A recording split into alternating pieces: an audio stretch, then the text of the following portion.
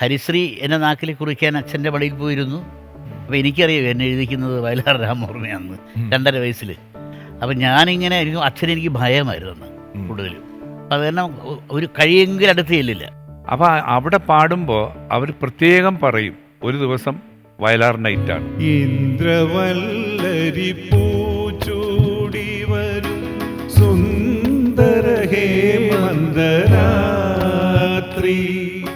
അന്ന് അവിടെ വന്ന ഒരുപാട് ആളുകൾ വല്ലാതെ ഇമോഷണൽ ആവാനും വളരെ ഫിലോസഫിക്കലായിട്ട് ചിന്തിക്കാനും ഒക്കെ കാരണമായി ഈ പാട്ട്. ചലനം ചലനം ചലനം മാനവ ജീവിത പരിണാമത്തിൻ മയൂര സന്ദേശം.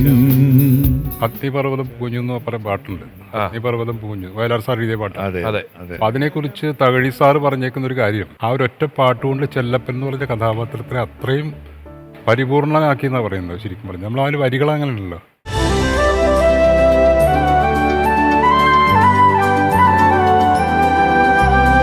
ഓർമ്മയിലെന്നും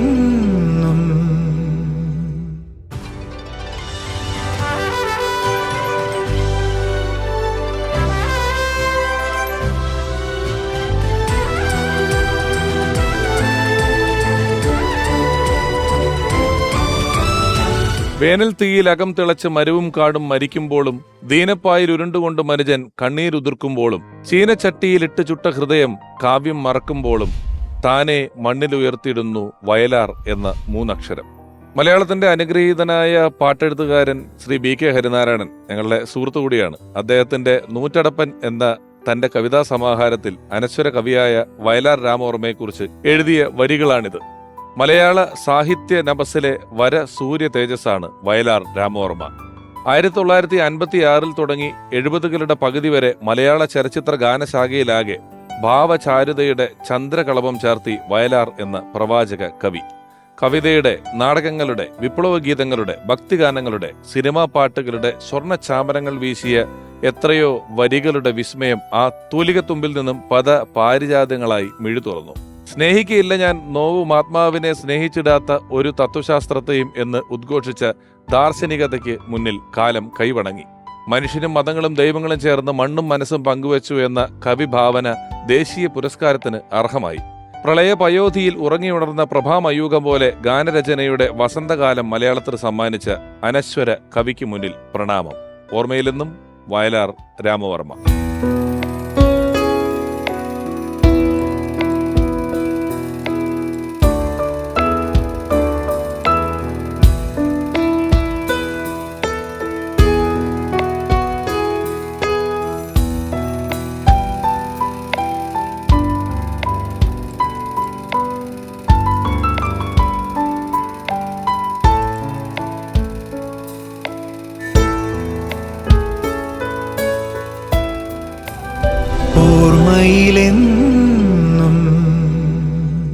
സമര പോരാട്ടങ്ങളുടെ പേരിലാണ് വയലാർ എന്ന സ്ഥലപ്പേര് മലയാളികൾ അറിയുന്നതെങ്കിൽ അതിനോടൊപ്പം തന്നെ മറ്റൊരു തരത്തിലും വയലാർ എന്ന സ്ഥലപ്പേര് മലയാളികളുടെ ഹൃദയത്തിൽ സ്ഥാനം പിടിച്ചത് ആയിരക്കണക്കിനായ പാട്ടുകളുടെ വരികളിലൂടെയാണ്.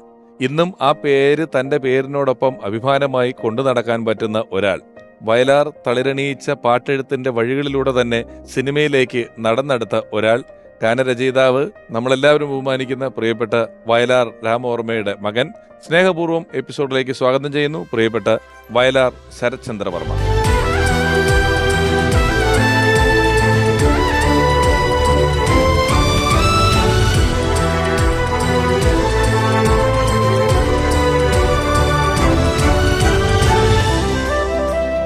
ഓർമ്മയിലെന്നും എന്നിങ്ങനെ ഒരു പരിപാടി ഒരുപാട് പ്രതിഭകളുടെ ജീവിതങ്ങളുടെ ഓർമ്മകളിലൂടെയൊക്കെ കടന്നുപോയി. അപ്പോഴൊന്നുമില്ലാത്ത ഒരു പ്രത്യേകത ഇന്നത്തെ എപ്പിസോഡിനുണ്ട് എന്ന് ഞാൻ ചിന്തിക്കുകയാണ്. കാരണം മറ്റ് പല എപ്പിസോഡുകളും ഇവിടെ നടക്കുമ്പോൾ അവരോടൊപ്പം ജോലി ചെയ്ത, അവരെ അടുത്തറിയാവുന്ന സൗഹൃദങ്ങളുള്ള നിരവധി സൃഷ്ടികൾ ഒന്നിച്ച് ചെയ്തിട്ടുള്ള ആളുകളാണ് ആ എപ്പിസോഡിൽ പങ്കെടുത്തിട്ടുണ്ടാവുക. അതുകൊണ്ട് തന്നെ ഒരു എപ്പിസോഡ് എങ്ങനെ തുടങ്ങണം, ഏത് വഴിക്ക് യാത്ര ചെയ്യണം, എങ്ങനെ അവസാനിപ്പിക്കണം എന്നൊക്കെ കുറിച്ച് ചെറിയൊരു മുൻധാരണയോടുകൂടി എനിക്ക് ഇവിടെ ഇരിക്കാൻ പറ്റുന്നുണ്ട്. എന്നാൽ ഇന്ന് വയലാറിന്റെ പാട്ടിലുള്ള ഒരു വരി പോലെ വഴിയറിയാതെ മുടങ്ങി നടക്കും വിധിയുടെ ബലിമൃഗമായിട്ട് ഞാനിവിടെ നിൽക്കുകയാണ്. കടല് പോലെ കിടക്കുകയാണ് ഈ ഗാനരചയിതാവ്, കവി. ഏത് വഴി തുടങ്ങണം, എന്തിനെ പറ്റി പറയണം ഒന്നും അറിയില്ല. അദ്ദേഹത്തോടൊപ്പം വർക്ക് ചെയ്ത ആരും തന്നെ ഇന്ന് നമ്മുടെ എപ്പിസോഡിൽ വരാനില്ല അല്ലേ? ഒരുപക്ഷെ നേരിട്ട് കണ്ടിട്ടുള്ള ഒരാൾ എന്ന നിലയിൽ, മകൻ എന്ന നിലയിൽ ശരത്തേട്ടന്റെ സാന്നിധ്യം വലുതാണ്. അല്ല, എനിക്ക് അതിനേക്കാൾ വളരെ വലിയൊരു കാര്യം വെച്ചാല് എൻ്റെ ഒരു ചോദ്യം ബാക്കി കിടപ്പുണ്ട് ഇപ്പോഴേ. അച്ഛൻ്റെ ആദ്യത്തെ പാട്ടതാണ് തുമ്പി തുമ്പി വാവ. അതിനകത്ത് കൂടപ്പിറപ്പ് എന്ന് പറയുന്നത് അത് ഞാൻ ജനിച്ചിട്ടില്ല. 56-ലാണത്, ഞാൻ 60-ലാണ് ജനിക്കുന്നത്. അപ്പം അതിനകത്തൊരു ചോദ്യമുണ്ട്. പട്ടുറുമാലും ചുറ്റി പച്ചക്കമ്പിളി കെട്ടി ഒത്തിരി നാട് ഈ തുമ്പി കണ്ടു. എന്നിട്ട് പച്ചക്കുതിരയിലേറി എൻ്റെ അച്ഛൻ ഉറങ്ങണ തൊട്ടിൽ പിന്നെ കാലിൽ തൂക്കിക്കൊണ്ടുവരാമോ തുമ്പി എന്ന് ചോദിക്കുന്ന ഒരു ചോദ്യം ഇപ്പം എനിക്കത് പ്രസക്തമാകുകയാണ്. 50 കൊല്ലം കഴിഞ്ഞു മരിച്ചിട്ട്. 50 കൊല്ലം കഴിഞ്ഞ് വീണ്ടും അതും കൊച്ചിയിൽ വന്ന് ചെയ്യുമ്പോൾ തീർച്ചയായിട്ടും അച്ഛൻ ആ അന്വേഷിച്ച ഒരു തുമ്പിയെ പറഞ്ഞു വിട്ടല്ലോ. ആ തുമ്പിയുടെ നാട്ടിലേക്ക് എത്തിയിരിക്കുകയാണ്. 50 കൊല്ലങ്ങൾക്കിപ്പുറം നമ്മൾ ഒരു എഴുത്തുകാരനെ ഓർക്കുകയാണ്. അദ്ദേഹത്തിന്റെ 47-ാമത്തെ വയസ്സിലാണ് നമ്മെ വിട്ടുപിരിഞ്ഞ് പോയിട്ടുള്ളത്. അതിൽ വളരെ കുറച്ചു കാലമാണ് ഒരു സിനിമാ പാട്ടെഴുത്തുകാരൻ എന്ന രീതിയിൽ ജനകീയമായിട്ട് നിന്നിട്ടുള്ളത്. അത് എനിക്ക് തോന്നുന്നു ഒരു 35 വയസ്സിന് ശേഷം 13 കൊല്ലം ശരിക്കും പറഞ്ഞാൽ 13 കൊല്ലം മാത്രമാണ് വയലാർ എന്ന് പറയുന്ന ഒരു എഴുത്തുകാരൻ. അന്ന് പ്രഗത്ഭരായിട്ട് എഴുത്തുകാരൊക്കെ ഉണ്ടായിരുന്നെങ്കിലും വയലാർ ആ സമയത്ത് മലയാള സിനിമയുടെ ഗാനശാഖയെ അക്ഷരാർത്ഥത്തിൽ ഭരിക്കുകയായിരുന്നു എന്ന് തന്നെ പറയുന്നത്. എനിക്ക് 2 വയസ്സുള്ളപ്പോഴാണ് എൻ്റെ അനിയത്തി ഇന്ദുലേഖ ജനിക്കുന്നത് 62-ല്. 62 ഭാര്യ എന്നുള്ള പടം അവിടെ മുതലാണ് യാത്ര തുടങ്ങുന്നത്. 75-ൽ അത് തീർന്നു. ഈ തുമ്പി അതിനു മുമ്പ് എഴുതിയ അത് 56-ലെ മറ്റും എഴുതിയെങ്കിലും ഭാര്യ എന്ന് പറയുന്ന ചിത്രത്തിലെ പെരിയാറെ എന്ന് അത് അവിടെ നിന്നാണ് ഈ പെരിയാറെ പഞ്ചാര പാലുമിട്ടായി പുഞ്ചിരി പഞ്ചാര പാലുമിട്ടായി ആർക്ക് തരും എന്ന് പറയുന്ന ഗാനം ഉൾപ്പെടെ ഭാര്യയിലെ ഗാനങ്ങളിലൂടെയാണ് അദ്ദേഹം പാട്ടെഴുത്തിന്റെ ഒരു എന്താ പറയുന്നത് ഒരു നമുക്ക് കടന്നു ചെല്ലാൻ പറ്റാത്ത അത്രയും പാട്ടുകൾ എഴുതിയിട്ടുള്ളത്. എന്തായാലും എപ്പിസോഡ് തുടങ്ങുന്നതിന് മുമ്പ് ശരത്തേട്ടനോട് സംസാരിക്കുകയായിരുന്നു. അദ്ദേഹത്തോടൊപ്പം വർക്ക് ചെയ്ത ആരും ഇവിടെ എത്തിയിട്ടില്ല എന്ന് പറഞ്ഞു. അപ്പൊ ശരത്തേട്ടൻ പറഞ്ഞു, ഇല്ല, അദ്ദേഹം ചെയ്ത വർക്ക് കൊണ്ടാണല്ലോ ഇപ്പോഴെനിക്കിവിടെ വരാൻ പറ്റുന്നത് എന്ന് പറഞ്ഞു. മലയാളികളുടെ ഒരു കാലഘട്ടത്തിന്റെ, മലയാളികൾ എവിടെ ഒത്തുകൂടിയാലും ഏത് ഗാനമേളയ്ക്ക് പോയാലും ഏതെല്ലാം കല്യാണ വീടുകളിലായാലും മലയാളികൾ പാട്ടുപാടാൻ ആരംഭിക്കുന്നുണ്ടോ ആ സംഗീത സദസ്സ് അവസാനിക്കും മുമ്പ് വയലാർ എഴുതിയ ഒരു ഗാനമെങ്കിലും അതിലൂടെ കടന്നു പോകും. അത് കടന്നു പോകാതെ ഒരു സംഗീത സദസ്സും മലയാളിക്ക് ഇന്നുവരെ അവസാനിച്ചിട്ടില്ല. ഒരുപാട് പാട്ടോർമ്മകളിലൂടെ ആയിരിക്കും ഇന്നത്തെ എപ്പിസോഡ് സഞ്ചരിക്കുക. എനിക്ക് ഒരു നന്ദിയോട് പറയാനുണ്ട്. പറയൂ. അടുത്ത തലമുറയിലേക്ക് വയലാറിനെ എത്തിക്കുന്ന ഒരു എപ്പിസോഡാണ്. സാധാരണ ആൾക്കാർ ഒരു തലമുറ കഴിഞ്ഞാൽ പിന്നെ അങ്ങ് മറന്നുപോകും. അപ്പം അതുകൂടാണ്ട് പഴയ തലമുറയിലെ ആൾക്കാർ ഉണ്ടെങ്കിൽ തന്നെ ഇപ്പോഴും ഉണ്ട് പലരും, അവരെ ഉൾപ്പെടുത്താണ്ട് പുതിയൊരു തലമുറയിലേക്ക് വയലാറിനെ എത്തിക്കാൻ നടത്തുന്ന ഈ സംരംഭത്തിന് വയലാർ ഞങ്ങളാണ് നന്ദി പറയുന്നത്. ഇരിക്കും. അദ്ദേഹത്തെ കുറിച്ച് കൂടുതൽ മനസ്സിലാക്കുക എന്ന് പറയുന്നത് ഒരു ശ്രമകരമായ കാര്യമാണ്. കാരണം വിഷ്വലുകളില്ല, ഇന്റർവ്യൂകൾ വളരെ കുറവാണ്. ഒപ്പമുണ്ടായിരുന്നവരുടെ എഴുത്തുകളിൽ നിന്നാണ് നമുക്ക് അദ്ദേഹത്തെ കൂടുതൽ മനസ്സിലാകുക. അപ്പോൾ സിനിമയിൽ എത്തുന്നതിന് മുമ്പുള്ള വയലാർ, നമ്മൾ മലയാളികൾ അദ്ദേഹത്തെ പാട്ടുകാരൻ എന്ന ഒരു ഫ്രെയിമിനകത്ത്, എന്ന് വെച്ചാൽ ലിറിസിസ്റ്റ്, സിനിമാ പാട്ടെഴുത്തുകാരൻ എന്ന ഒരു ഫ്രെയിമിനകത്താണ് കാണുന്നതെങ്കിലും അതിനേക്കാൾ എത്രയോ വലുതാണ് വയലാർ എന്ന് പറയുന്ന എഴുത്തുകാരൻ, കവി, അദ്ദേഹത്തിലെ കവി. അപ്പം അദ്ദേഹത്തിന്റെ ഒരു കാവ്യലോകം അത്ര വിശാലമായതാണ്. ഞാൻ കേട്ടിട്ടുള്ള ഒരു കാര്യം, പാദമുദ്ര എന്ന് പറഞ്ഞൊരു പുസ്തകം അദ്ദേഹം കവിതാ സമാഹാരം ഇറക്കി. അതില് രാമവർമ്മ തിരുമുൽപ്പാടോ അങ്ങനെ എന്തോ അല്ലേ പേര്, അങ്ങനെ ആയിരുന്നില്ലേ പേര്? തുറവൂര് മാധവപ്പ അദ്ദേഹത്തിന്റെ. അതെ, അപ്പം സിംഹവിലാസം ബുക്ക് ഡിപ്പോ അത് തന്നെ. അപ്പോ അത് പ്രേക്ഷകരും കൂടെ അറിയുന്നതിന് വേണ്ടി പറയാണ്. രാമവർമ്മ തിരുമുൽപ്പാട് എന്ന പേരിൽ അദ്ദേഹം ഒരു കവിതാ സമാഹാരം, പാദമുദ്രകൾ എന്ന് പറയുന്ന കവിതാ സമാഹാരം പുറത്തിറക്കി. അന്നത്തെയൊക്കെ ചുറ്റുപാടുകൾ കൊണ്ട് അതിന്റെ കോപ്പികൾ അച്ചടിക്കുക. ഗാന്ധിജിയെ കുറിച്ചായിരുന്നു കേട്ടോ. ഗാന്ധിജിയെ കുറിച്ചാണ്. അതാണ്, അദ്ദേഹം ഒരു കമ്മ്യൂണിസ്റ്റുകാരനായിരുന്നെങ്കിലും ഗാന്ധിയൻ ആശയങ്ങളോട്, ആദ്യത്തെ കവിതാ സമാഹാരം അഹിംസയെ കുറിച്ചും ആ വഴിയെ ഞാൻ നടക്കുന്നു എന്നൊക്കെ അർത്ഥം വരുന്ന രീതിയിലാണ് ഈ പാദമുദ്രകൾ എഴുതിയിരിക്കുന്നത്. പക്ഷെ അതിനെ ഒരു കൃത്യമായ പ്രസിദ്ധീകരണത്തിന് സാധ്യതകൾ ഇല്ലാത്തത് കൊണ്ട് അതിന്റെ ഒരു പകർപ്പവകാശം മാധവപ്പൈ അങ്ങ് എഴുതി കൊടുത്തു, മൊത്തം എഴുതി കൊടുത്തു. നരസിംഹ വിലാസം പബ്ലിക്കേഷൻസിൽ അദ്ദേഹം എഴുതി കൊടുത്തു. ഇത് എഴുതി കൊടുത്തു കഴിഞ്ഞ ശേഷമാണ് പുന്നപ്ര വയലാർ പിന്നെ സമരം നടക്കുന്നത്. സമരം നടന്നപ്പോൾ വയലാർ എന്ന് പറയുന്നുള്ള സ്ഥലപ്പേര് വളരെ പോപ്പുലറായി, കേരളം മുഴുവൻ അറിഞ്ഞു. വയലാർ ഒരു വലിയ സംഭവമാണെന്ന ബോധ്യം വന്നപ്പോൾ ഈ മാധവപ്പൈ എന്ന് പറയുന്ന ആളാണ് രാമവർമ്മ തിരുമുൽപ്പാട് എന്നുള്ള പേര് മാറ്റി വയലാർ രാമവർമ്മ എന്നെഴുതി വെച്ച് ഈ പുസ്തകം ഇറക്കുകയും വയലാർ എന്നുള്ള പേര് കണ്ടപ്പോൾ ഇതൊരു വിപ്ലവ പുസ്തകമായിരിക്കുമെന്നുള്ള പ്രതീക്ഷയിൽ ആ പുസ്തകം ഒരുപാട് പോവുകയും ഒരുപക്ഷെ രാമവർമ്മ തിരുമുൽപ്പാട് വയലാർ രാമവർമ്മ എന്ന പേരിലേക്ക് മാറ്റപ്പെടുകയും ചെയ്യുന്നത് ഈ ഒരു പുസ്തകത്തിന്റെ ടൈറ്റിലായിരുന്നു അല്ലേ? അതെ. ഇതൊക്കെ അച്ഛന്റെ വയലിൽ നിന്ന് കേട്ടിട്ടുണ്ട്. ഇതെല്ലാം ഞാൻ കേട്ടിട്ടുള്ള കാര്യം. ആ സമയത്തൊന്നും നമ്മൾ പോയിട്ട് പിന്നെ വയലാർ സമരം പോലും ഇല്ലാത്തൊരു കാലമല്ല. ഒരു അതെ അതെ. ഞാൻ 60-ൽ ജനിക്കുന്നു, അതിനൊക്കെ വളരെ മുമ്പാണ് ഇത് ഇറങ്ങിയിരിക്കുന്നത്. അത് ശരിക്കും പറഞ്ഞാൽ ഗാന്ധിയുടെ കരയുന്നില്ലേ നിങ്ങൾ ഇന്ത്യ തൻ കരൽ വെട്ടി കുരുതിക്കളം തീർത്ത കണ്ണീരിൻ കഥ കേൾക്കെ എന്നൊരു വരിയൊക്കെ അതിനകത്തുണ്ട്. ഇവിടുത്തെ സംസ്കാരമൊക്കെ ഇടിഞ്ഞു വീഴുകയാണോ ഗാന്ധി മരിച്ചപ്പോൾ? ശരതേടന്റെ ഒരു ബാല്യ കൗമാരങ്ങൾ വരെയാണ് അല്ലേ? എനിക്ക് 15 വയസ്സ്. 15 വയസ്സിൽ അച്ഛൻ മരിക്കുമ്പോൾ 10ാം ക്ലാസ് പഠിക്കുമ്പോഴാണ് ക്ലാസ് കഴിഞ്ഞു. ഈ അച്ഛന്റെ ഒരു വലുപ്പം അല്ലെങ്കിൽ അച്ഛൻ എഴുതുന്ന പാട്ടുകളുടെ എണ്ണം, അതിന്റെ ഒരു ലോകം, അതിനെ കുറിച്ചൊക്കെ അന്നൊരു ബോധ്യമുള്ള ബാല്യമായിരുന്നു? ഒന്നുമില്ലായിരുന്നു. ആരാന്ന് പോലും എനിക്കറിയില്ലായിരുന്നു. കാര്യം ഞാൻ പഠിച്ച കളമശ്ശേരി രാജകീയ സ്കൂളിൽ അച്ഛൻ 2 വട്ടം ഇനോഗ്രേഷൻ വന്നിട്ടുണ്ട്, ആനുവൽ ഇനോഗ്രേഷൻ വന്നിട്ടുണ്ട്. അപ്പോൾ ആൾക്കാർ സ്വീകരിച്ചുകൊണ്ട് പോകുന്ന കാണുമ്പോൾ ഞാൻ അത്ഭുതപ്പെടും. എന്താണ് ഇദ്ദേഹത്തെ മാത്രം ഇങ്ങനെ കൊണ്ടുപോകുന്നത്? ബാക്കി എത്രയോ മാതാപിതാക്കൾ വരുന്നുണ്ട്, അവരൊന്നും കിട്ടാത്ത ഒരു രീതിയിൽ ഇദ്ദേഹത്തെ കൊണ്ടുപോകുന്നത് എന്താണെന്നൊക്കെ ഞാനിങ്ങനെ. ഇന്നത്തെ ഒരു ഐക്യമുള്ളൊരു കാലമൊന്നുമല്ലോ നമുക്ക്, ഒന്നും അറിയത്തില്ല. ഞാൻ വെച്ചാൽ എൻ്റെ നാക്കിൽ എഴുതിയത് മുതൽ ഞാൻ കുഴപ്പക്കാരനാണ്. ഹരിശ്രീ എൻ്റെ നാക്കിൽ കുറിക്കാൻ അച്ഛൻ്റെ പടിയിൽ പോയിരുന്നു. അപ്പോൾ എനിക്കറിയാം എന്നെ എഴുതിക്കുന്നത് വയലാർ രാമവർമ്മയാണെന്ന് 2.5 വയസ്സിൽ. അപ്പം ഞാനിങ്ങനെ അച്ഛനെനിക്ക് ഭയമായിരുന്നു അന്ന് കൂടുതലും. അപ്പം അത് തന്നെ ഒരു കഴിയെങ്കിലും അടുത്ത് ചെല്ലില്ല. അപ്പം അങ്ങനെ എന്നെ പിടിച്ചിരുത്തി നാക്ക് നീട്ടാൻ പറഞ്ഞു. അപ്പോൾ ആരൊക്കെ അച്ഛൻ വിളിച്ച് പ്രമുഖരൊക്കെ മുമ്പിൽ നിൽക്കുകയാണ്, മകനെ അക്ഷരം എഴുതാൻ പഠിപ്പിക്കുകയല്ലേ. അവരെ പിതാവിൻ്റെ അഭിമാനമല്ലേ ആദ്യാക്ഷരം. പിതാവ് തന്നെ നാക്കിൽ കുറിക്കുക മകൻ്റെ. ഞാൻ നാക്ക് നീട്ടില്ല, പേടിച്ചിട്ടാണ് കണ്ടത്. കാര്യം എൻ്റെ ഉള്ളിലുള്ള ജന്മസിദ്ധമായി കിട്ടിയൊരു ഭയം എന്തിനാണെന്ന് എനിക്കറിയില്ല. ആ ഭയം അത് അവിടെ പ്രകടമായി. എന്നെ പിടിച്ചു പിന്നെ വടക്കേപ്പുര എന്ന് പറഞ്ഞ പഴയ 4 കെട്ടിൻ്റെ വടക്കേപ്പുരയിൽ കൊണ്ട് അടച്ചിട്ടു. ഒന്നും കൊടുക്കരുതെന്ന് പറഞ്ഞു. കാര്യം അച്ഛന് അഭിമാനക്ഷതം വന്നുപോയി. കാര്യം മകൻ പിന്നെ നാക്ക് നീട്ടില്ലെന്ന് പറയുമ്പോൾ ഉണ്ടാകുന്നൊരു ബുദ്ധിമുട്ടുണ്ട്. ഏറ്റവും ആദ്യത്തെ ആളും. പിന്നെ ഉച്ചയോടുകൂടി മുത്തശ്ശമ്മയും അമ്മയും കൂടെ ഇടപെട്ട് ഒരു കോംപ്രമൈസ് സെറ്റിൽമെൻ്റ് ആക്കിയിട്ട് മുത്തശ്ശമ്മയാണ് എൻ്റെ നാക്കിൽ എഴുതിച്ചത്, അച്ഛനല്ല. അപ്പോൾ എന്നോട് പലരും ചോദിച്ചു, 33 വയസ്സിൽ ഞാൻ എഴുതാൻ വന്നത് എന്തുകൊണ്ടാണ് വൈകിയത്? നാക്ക് നീട്ടാൻ വൈകി.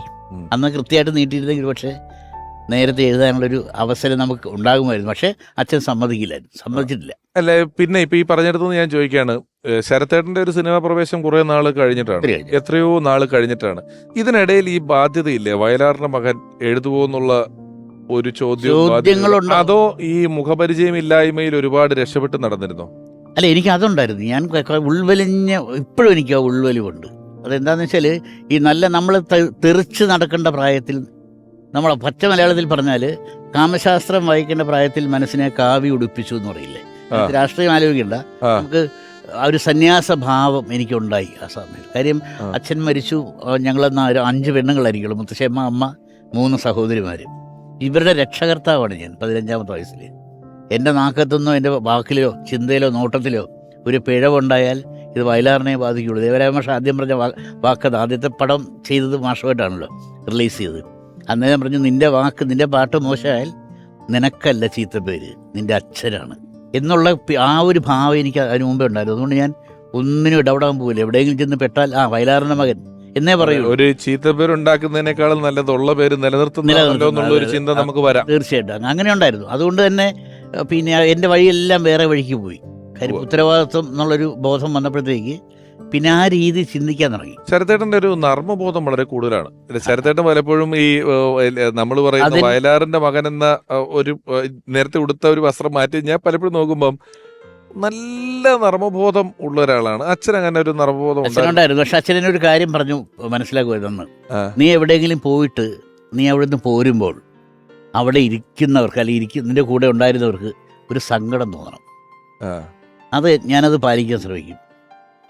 ഒരിടത്ത് എവിടെയാണ് when you are in room do as the romance do എന്ന് പറഞ്ഞല്ലേ, അവിടെ ചെന്നാൽ അവിടെ എന്താണ് വേണ്ടത് എന്ന് മനസ്സിലാക്കി അതിനോട് ഞാൻ പൊരുത്തപ്പെട്ട് അവർക്കൊരു സന്തോഷവും പോവുകയാണോ എന്ന് ചോദിക്കാൻ തക്ക രീതിയിലേ ഞാൻ പോവുള്ളൂ. ഓ അപ്പം അത് എന്നെ പഠിപ്പിച്ചിട്ടുണ്ട്. ഓ ഈ നമ്മളിപ്പോ ശരത്തന്റെ ബാല്യത്തെ പറ്റി സംസാരിച്ചു. അച്ഛന്റെ ബാല്യത്തെ കുറിച്ചുള്ള അറിവ് എന്താണ്? അച്ഛന് ശരിക്കും യാഥാസ്ഥിതിക അന്തരീക്ഷത്തിലായിരുന്നല്ലോ വളർന്നതല്ല. പഴയ നാലുകെട്ടും പൂണൂരുള്ളവർക്ക് മാത്രം പ്രവേശനമുള്ളൊരു വീടും ഒരു കോവിലവും നിത്യപൂജ നടന്നിരുന്ന ഒരു പൂജാരി താമസിച്ച് വീട്ടിലൊരു അമ്പലമുണ്ട്, നാഗരാജാവിൻ്റെ ക്ഷേത്രം. മരുമക്കത്തായ സമ്പ്രദായം അന്ന് അങ്ങനെയായിരുന്നല്ലോ. 72 കണ്ടോ അന്നുകൊണ്ട് മാറിയത്. ആ സമയത്ത് അങ്ങനെ അമ്മാവൻ വഴി കിട്ടിയതാണ്. ഒരു അമ്മാവിൻ്റെ ഒരു കർക്കശമായ ഒരു നിയന്ത്രണം. അതെ, അതുവരെയൊക്കെ പല ഇത്തരം വീടുകളിലും ഈ അച്ഛൻ ഒരു വലിയ റോളില്ല. അമ്മാവന്റെ റോളിലാണ് നിൽക്കുന്നത്. അതെ അതെ അതെ, അങ്ങനെയായിരുന്നു. അങ്ങനെയായിരുന്നു. അപ്പം അച്ഛന് 3 വയസ്സുള്ള മരിച്ചു. പിന്നെ മുത്തശ്ശിയമ്മയുടെ ഒരു തണലിലായിരുന്നു. മുത്തശ്ശിയമ്മയെ ഭരിക്കുന്നത് ഈ പറഞ്ഞ അമ്മാവനുള്ള അച്ഛന് 3 വയസ്സുള്ളപ്പോൾ മരിച്ചു പോയല്ലോ. ഞാൻ എവിടെയോ വായിച്ചിട്ടുണ്ട്, അദ്ദേഹത്തിന് അന്ന് ഇപ്പൊ നേരത്തെ നാക്ക് നീട്ടാൻ മടിയായിരുന്നു എന്ന് പറഞ്ഞതുപോലെ ഈ 3 വയസ്സിൽ ആ കർമ്മങ്ങൾ ചെയ്യാൻ വലിയ മടിയായിരുന്നു. കർമ്മം അച്ഛന്റെ ബോഡിക്ക് ചിത കൊളുത്തുക എന്നൊക്കെ പറയുന്നത്. അങ്ങനെ അതേക്കുറിച്ച് അദ്ദേഹം എഴുതിയതാണ് ആത്മാവിലൊരു ചിത എന്ന് പറയുന്നത്.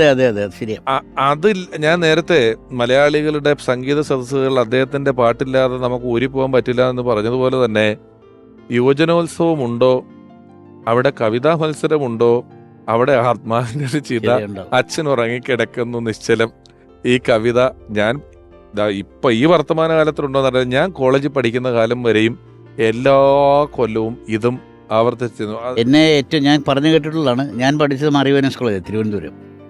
ഈ കവിത സ്റ്റേജിൽ പത്മരാജൻ സാറിന്റെ മകള് ചൊല്ലിക്കൊണ്ടിരിക്കുകയാണ് മത്സരത്തിന്. യൂണിവേഴ്സിറ്റി അല്ല, കോളേജ് യൂണിയൻ. ഈ ചൊല്ലിക്കൊണ്ടിരിക്കുന്ന സമയത്താണ് മരണവാർത്തയായിട്ട് വീട്ടിൽ നിന്ന് കാറ് വരുന്നതെന്ന് ഞാൻ കേട്ടിട്ടുണ്ട്. വന്നയാള് ഇത് പറയാൻ നോക്കി നിൽക്കുമ്പം ഈ അച്ഛൻ്റെ മരണക്കവിതയായി അല്ലെങ്കിൽ മരിച്ച കവിതയാണ് മകൾ ചൊല്ലുമെന്ന് ഞാൻ കേട്ടിട്ടുണ്ട്. ശരിയാകാം, അത് കരുതുന്നോണ പറയില്ലല്ലോ.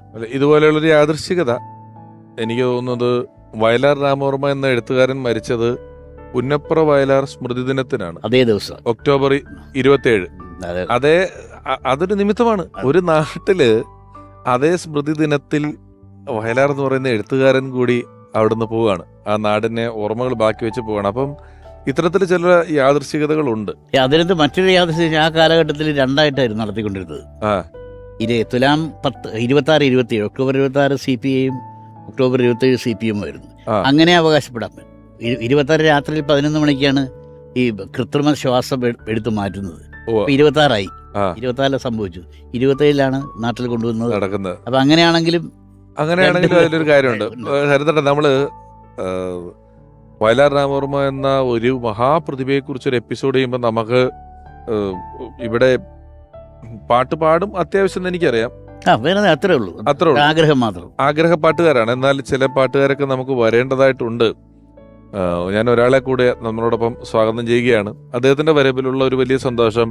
താരതമ്യേന ടെലിവിഷൻ പരിപാടികളിൽ മുഖം കാണിക്കുക വളരെ കുറവാണ്. അങ്ങനെ ഇങ്ങനെ നമ്മൾ പെട്ടെന്നൊരു ഷോയ്ക്ക് വരൂ, അല്ലെങ്കിൽ ഒരു സംഗീത റിയാലിറ്റി ഷോയാണ് നിങ്ങൾ വരൂ എന്നൊന്നും പറഞ്ഞാൽ ഓടി വരാറില്ലാത്ത ഒരാളാണ്. അതിനല്പം വിമുഖത ഉള്ള ഒരാളാണ്. ഒരുപക്ഷെ വയലാർ എന്ന ഈ മഹാപ്രതിഭയെക്കുറിച്ചുള്ള ഒരു എപ്പിസോഡാണ് എന്ന് പറഞ്ഞപ്പോൾ വരാമെന്ന് സമ്മതിച്ച, ആയിരക്കണക്കിന് വേദികളിൽ വയലാറിന്റെ ഒരുപാട് ഗാനങ്ങൾ ആലപിച്ച, 90കളിലും 80കളുടെ അവസാനമൊക്കെ വയലാറിന്റെ ഗാനങ്ങൾ പുനഃസൃഷ്ടിക്കപ്പെട്ടുകൊണ്ടുള്ള ഓഡിയോ കാസറ്റുകൾ വന്നപ്പോഴെല്ലാം അതിനുവേണ്ടി വീണ്ടും വീണ്ടും ആ ഗാനങ്ങൾ ആലപിച്ച ചലച്ചിത്ര പിന്നണി ഗായകൻ സ്നേഹപൂർവ്വം സ്വാഗതം ചെയ്യുന്നു പ്രിയപ്പെട്ട മാർക്കോസ് ഏട്ടൻ.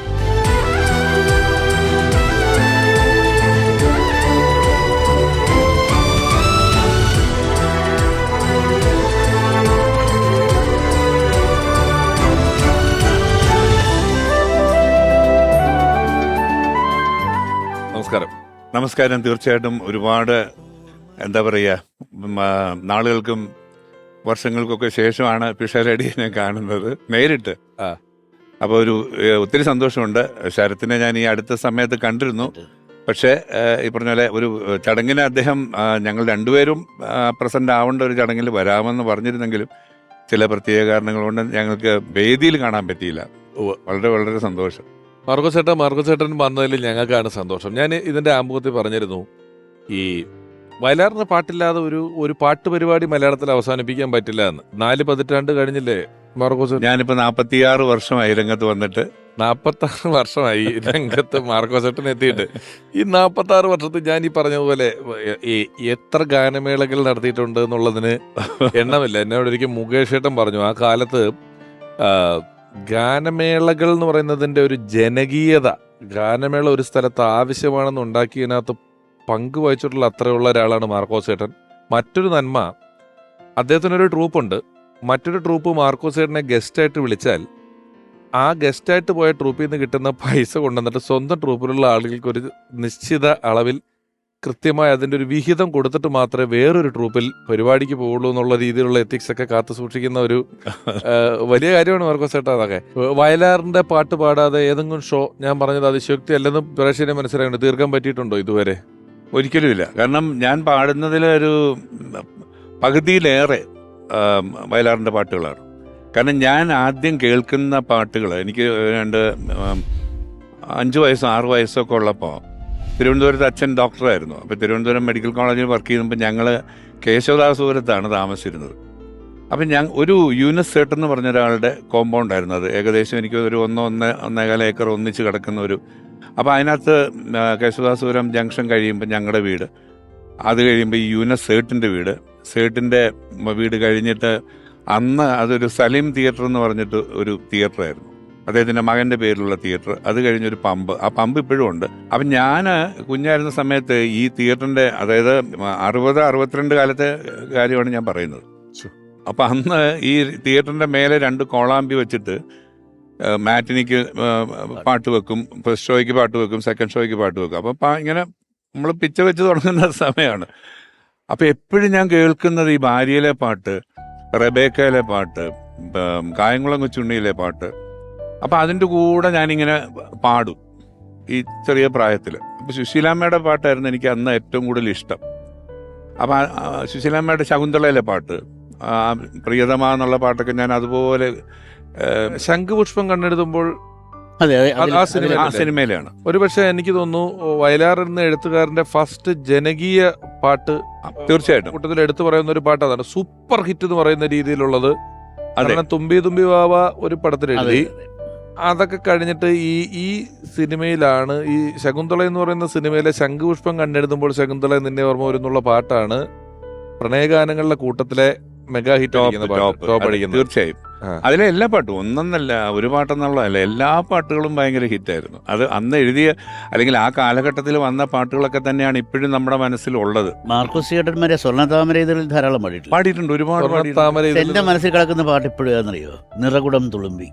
അത് ഒരു സൂപ്പർ ഹിറ്റ് പാട്ടായിരുന്നു. സ്ഥിരമായി പാടുന്നൊരു പാട്ട്. ഞാൻ ഒരുപാട് വേദികളിൽ പാടിയിരുന്ന പാട്ടാണ്. സംഗമം, 1000 പാദസരങ്ങള്, മാറ്റിവെക്കാൻ ഏത് പാട്ടാണ് നമുക്ക്.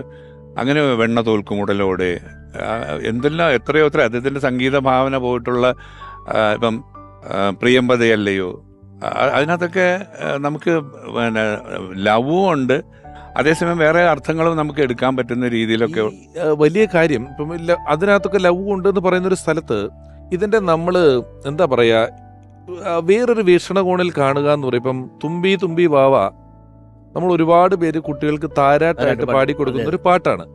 എന്നാൽ അതൊരു കുട്ടിയുടെ പെർസ്പെക്റ്റീവില, അമ്മയുടെ പെർസ്പെക്റ്റീവിലല്ല. കരള് പുകഞ്ഞിട്ടമ്മ എൻ കവലിൽ നൽകിയൊരു ഉമ്മ. ആ വരിയിലാണ് ഞാൻ ചിന്തിക്കുന്നത്. നമ്മൾ കുട്ടിക്ക് താരാട്ട് പാടിക്കൊടുക്കുന്ന എല്ലാ പാട്ടുകളിലും അമ്മ കുട്ടിയോട് പറയുന്ന നീ നല്ലതാണ്, നീ എന്നൊക്കെ പറയുമെങ്കിലും ഇത് താരാട്ടായിട്ട് തന്നെയാണ് ഈ പാട്ട് നമ്മൾ പാടി ശീലിച്ചതെങ്കിലും അത് ശ്രദ്ധിച്ചാൽ ഇത് കുട്ടിയുടെ ഭാഗത്തു നിന്നുള്ള ചിന്തയാണ് തുമ്പി തുമ്പി വാവ. അതാ ഞാൻ പറഞ്ഞ 2 തരത്തിലും എടുക്കാം. നമുക്ക് ഏത് തരത്തിൽ വേണം, എങ്ങനെ വേണമെങ്കിലും എടുക്കാം.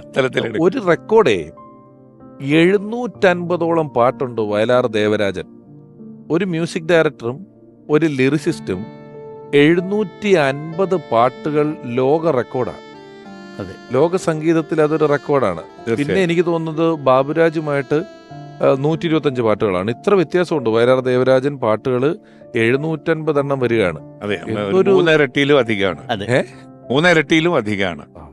അത് വിവിധ വികാരങ്ങളുള്ള പാട്ടുകൾ. അതിനകത്ത് പ്രണയം, വിരഹം, പ്രതീക്ഷ, ഭക്തി, ശാസ്ത്രചിന്ത, വിപ്ലവാവേശം, സമരാവേശം, മനുഷ്യസ്നേഹം, മൃദുല വികാരങ്ങൾ, താത്വിക, ദാർശനികം എന്നൊക്കെ പറഞ്ഞ എല്ലാ പ്രദേശത്തുമുള്ള പാട്ടുകളാണ് അദ്ദേഹം എഴുതിയിട്ടുള്ളത്. അതെല്ലാം ഇപ്പം നമ്മൾ ആദ്യം ഒരു കമ്മ്യൂണിസ്റ്റുകാരനായിരുന്നല്ലോ, കമ്മ്യൂണിസ്റ്റ് വിശ്വാസമുള്ള ആളായിരുന്നു.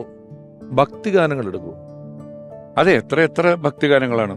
പെട്ടെന്ന് ഓർമ്മ ശബരിമലയിൽ തങ്കസൂര്യ, ശബരിമലയിൽ തങ്ക സൂര്യോദയം, ഗുരുവായൂരമ്പലങ്ങളിൽ ഒരു ദിവസം ഞാൻ പോകും, തെച്ചി മന്ദാരം തുളസി പിച്ചകമാലകൾ ചാർത്തി, ക്രിസ്ത്യ ഭക്തി, നിത്യവിശുദ്ധയാം നിത്യവിശുദ്ധിയാം കന്യാമറിയമേ, ആകാശങ്ങളിരിക്കും ഞങ്ങളുടെ അനശ്വരനായ പിതാവേ, അങ്ങനെ ദയാപരനായ കർത്താവേ, ഈ ആത്മാവിനോട് കൂട്ടായിരിക്കണമേ, വിശുദ്ധനായ സെബസ്ത്യാനോസേ, അതെ, ഞങ്ങൾക്ക് വേണ്ടി പ്രാർത്ഥിക്കണമേ. ഇപ്പൊ നമ്മള് ഇങ്ങനെ പറഞ്ഞ് ഒരു 10 പാട്ട് ഭക്തിഗാനങ്ങൾ എന്ന് പറഞ്ഞാൽ ഇപ്പോഴും നമ്മൾ ഇരുന്ന് പറയുന്ന പാട്ടുകളാണ്. എന്നാൽ ഇതേ ആള് തന്നെ ഈശ്വരൻ ഹിന്ദുവല്ല, ഇസ്ലാമല്ല, ക്രിസ്ത്യാനിയല്ല എന്ന് പറഞ്ഞു. അത് എന്ത് രസമായിട്ടാണ്. ഇന്ദ്രനും ചന്ദ്രനും അല്ല. ഞാനത് വേറൊന്ന് കേട്ടിരിക്കുന്നത്, ഈ തോപ്പിൽ ബാസി KPSCക്ക് വേണ്ടി ഒരു പാട്ട് എഴുതണം എന്ന് പറഞ്ഞ് വയലാറിനെ കാത്തിരുന്ന് മടുത്ത് ഒരു ദിവസം തിരുവനന്തപുരത്ത് നിന്ന് വരുന്ന വഴി പിടിച്ചു വെച്ച് എഴുതിച്ചു എന്ന് പറഞ്ഞു. അപ്പം അതിന് മറുഭാഗത്ത് അത് ശരിയാണെന്ന് അറിയില്ല, 2 പേപ്പർ. പക്ഷെ പറഞ്ഞതിന് കുറച്ച് അതിശോക്തി കാണുമായിരിക്കും. ശബരിമലയിൽ തങ്ക സൂര്യോദയം എന്ന് എഴുതിയ പേപ്പറിൻ്റെ മറുവശത്താണ് ശബരിമലയിലും കല്ല്, ശക്തീശ്വരത്തും കല്ല്, തിരുപ്പതി മലയിലും ഗുരുവായൂരിലും തൃശംബരത്തും കല്ല്, ഈ കല്ലിനെ തൊഴുന്നവരെ കൽപ്പണിക്കാരെ മറക്കരുത്. ഇതിന്റെ മറുവശത്തൊക്കെ വരാൻ സാധ്യതയാണ്. ഇത്രയും നമ്പർ ഓഫ് പാട്ട് എന്ന് പറഞ്ഞാൽ നമ്മൾ വിചാരിക്കുന്ന പോലെ ടൈം സ്പാനിൽ പറ്റില്ല. ഇടതും വലതൊക്കെ എഴുതി അങ്ങോട്ടും ഇങ്ങോട്ടും. ഇപ്പം ഈ പാട്ട് എഴുതിയ ആള് തന്നെയാണല്ലോ മനുഷ്യൻ മതങ്ങളെ സൃഷ്ടിച്ചു, മണ്ണ് പങ്കുവച്ചു. അത് ദേശീയ പുരസ്കാരം കിട്ടിയ പാട്ടാണ്. അച്ഛനും പാപ്പയും എന്ന് പറയുന്ന ചിത്രത്തിലെ ഒരിടത്ത് ജനനം ഒരിടത്ത് മരണം ചുമലിൽ ജീവിത ഭാരം, ഈ മണ്ണിൽ കിടക്കുന്ന കൊഴിഞ്ഞുപൂക്കൾ ഇതുവഴി പോയവർ പ്രവാചകന്മാരെ പറയും. അതിനകത്ത് പറഞ്ഞ പോലെ പുനർജന്മത്തിനെ കുറിച്ചുള്ള ഒരു സങ്കല്പം വരുന്നു. അക്കരെ മരണത്തിന് ഇരുവഴിയിൽ അഴുക്ക് വസ്ത്രങ്ങൾ മാറി വരും, അവർ മടങ്ങി വരും. ഇനി ആദിയിൽ വചനമുണ്ടായി. ആ പാട്ടിനൊരു പ്രത്യേകത ഉണ്ട്. ചേട്ടത്തി എന്ന് പറയുന്ന ചിത്രത്തിലെ പാട്ടാണ്. അത് മാത്രമാണ് ഒരു വീഡിയോ, അദ്ദേഹത്തിന്റെ അഭിനയിച്ചിട്ടുള്ള ഒരു വീഡിയോ. അല്ലാതെ വീഡിയോ വളരെ കുറവ്. മാർഗം ചേട്ടാ, ഒരു ഫിലിം ടൈറ്റില് ഇങ്ങനെ ഡയറക്ടർ ഈ സിനിമയുടെ വരികൾ എഴുതിയിരിക്കുന്ന ഇന്നയാളാണ് എന്നൊക്കെ പറയുമ്പോൾ ഒരു കട്ടിലിൽ നിന്ന് എണീറ്റിട്ട് ഒരു പാട്ട് എഴുതാൻ പോകുന്ന ഒരു വിഷ്വലും കൂടി ഉണ്ട്. അത്രേ വിഷ്വൽ ഉള്ളൂ. മറ്റൊരു വിഷ്വൽ പോലും നമുക്ക് അവൈലബിൾ അല്ല. മാർക്കോസ് ചേട്ടൻ ഇഷ്ടപ്പെട്ട ഒരു വയലാർ ഈ ചെറിയ ആഗ്രഹമൊന്നുമല്ലേ, ആഗ്രഹം ചെറുതൊന്നുമല്ല. വനമാല വെച്ചാൽ പല പൂക്കൾ ചേർത്തുണ്ടാക്കുന്ന അതിലെ മന്ദാര മലരാകണം എനിക്ക്. ഒരു പാലരുവിയെ പിടിച്ച് യമുനയാക്കണം, ചെറുതൊന്നും പോരാ. പ്രേമോദയങ്ങളിൽ മെയ്യോടി ഗാന ഗന്ധർവനാകണം. ഇവിടം വൃന്ദാവനമാണ്. ഗന്ധർവ ക്ഷേത്രം എന്ന് പറയുന്ന സിനിമയിലെ പാട്ടാണ്. ദേവരാജ മാഷാണ് സംഗീതം കൊടുത്തിരിക്കുന്നത്. നമ്മുടെ പ്രിയപ്പെട്ട ജയേട്ടൻ പാടിയ റംസാനിലെ ചന്ദ്രികയോ എന്ത് നല്ല ഒരു വരികളും നല്ല പാട്ട് ആണോ അത്. ആലിബാബയും 41 കള്ളന്മാരെന്ന് പറയുന്ന ചിത്രത്തിലെ പാട്ടാണ്. അത് മാത്രമല്ല ആദ്യത്തെ സ്റ്റേറ്റ് അവാർഡ് ജയന് കിട്ടിയ സുപ്രഭാത് എന്നുള്ള പാട്ടല്ലേ, പണിതീരാത്ത വീട്.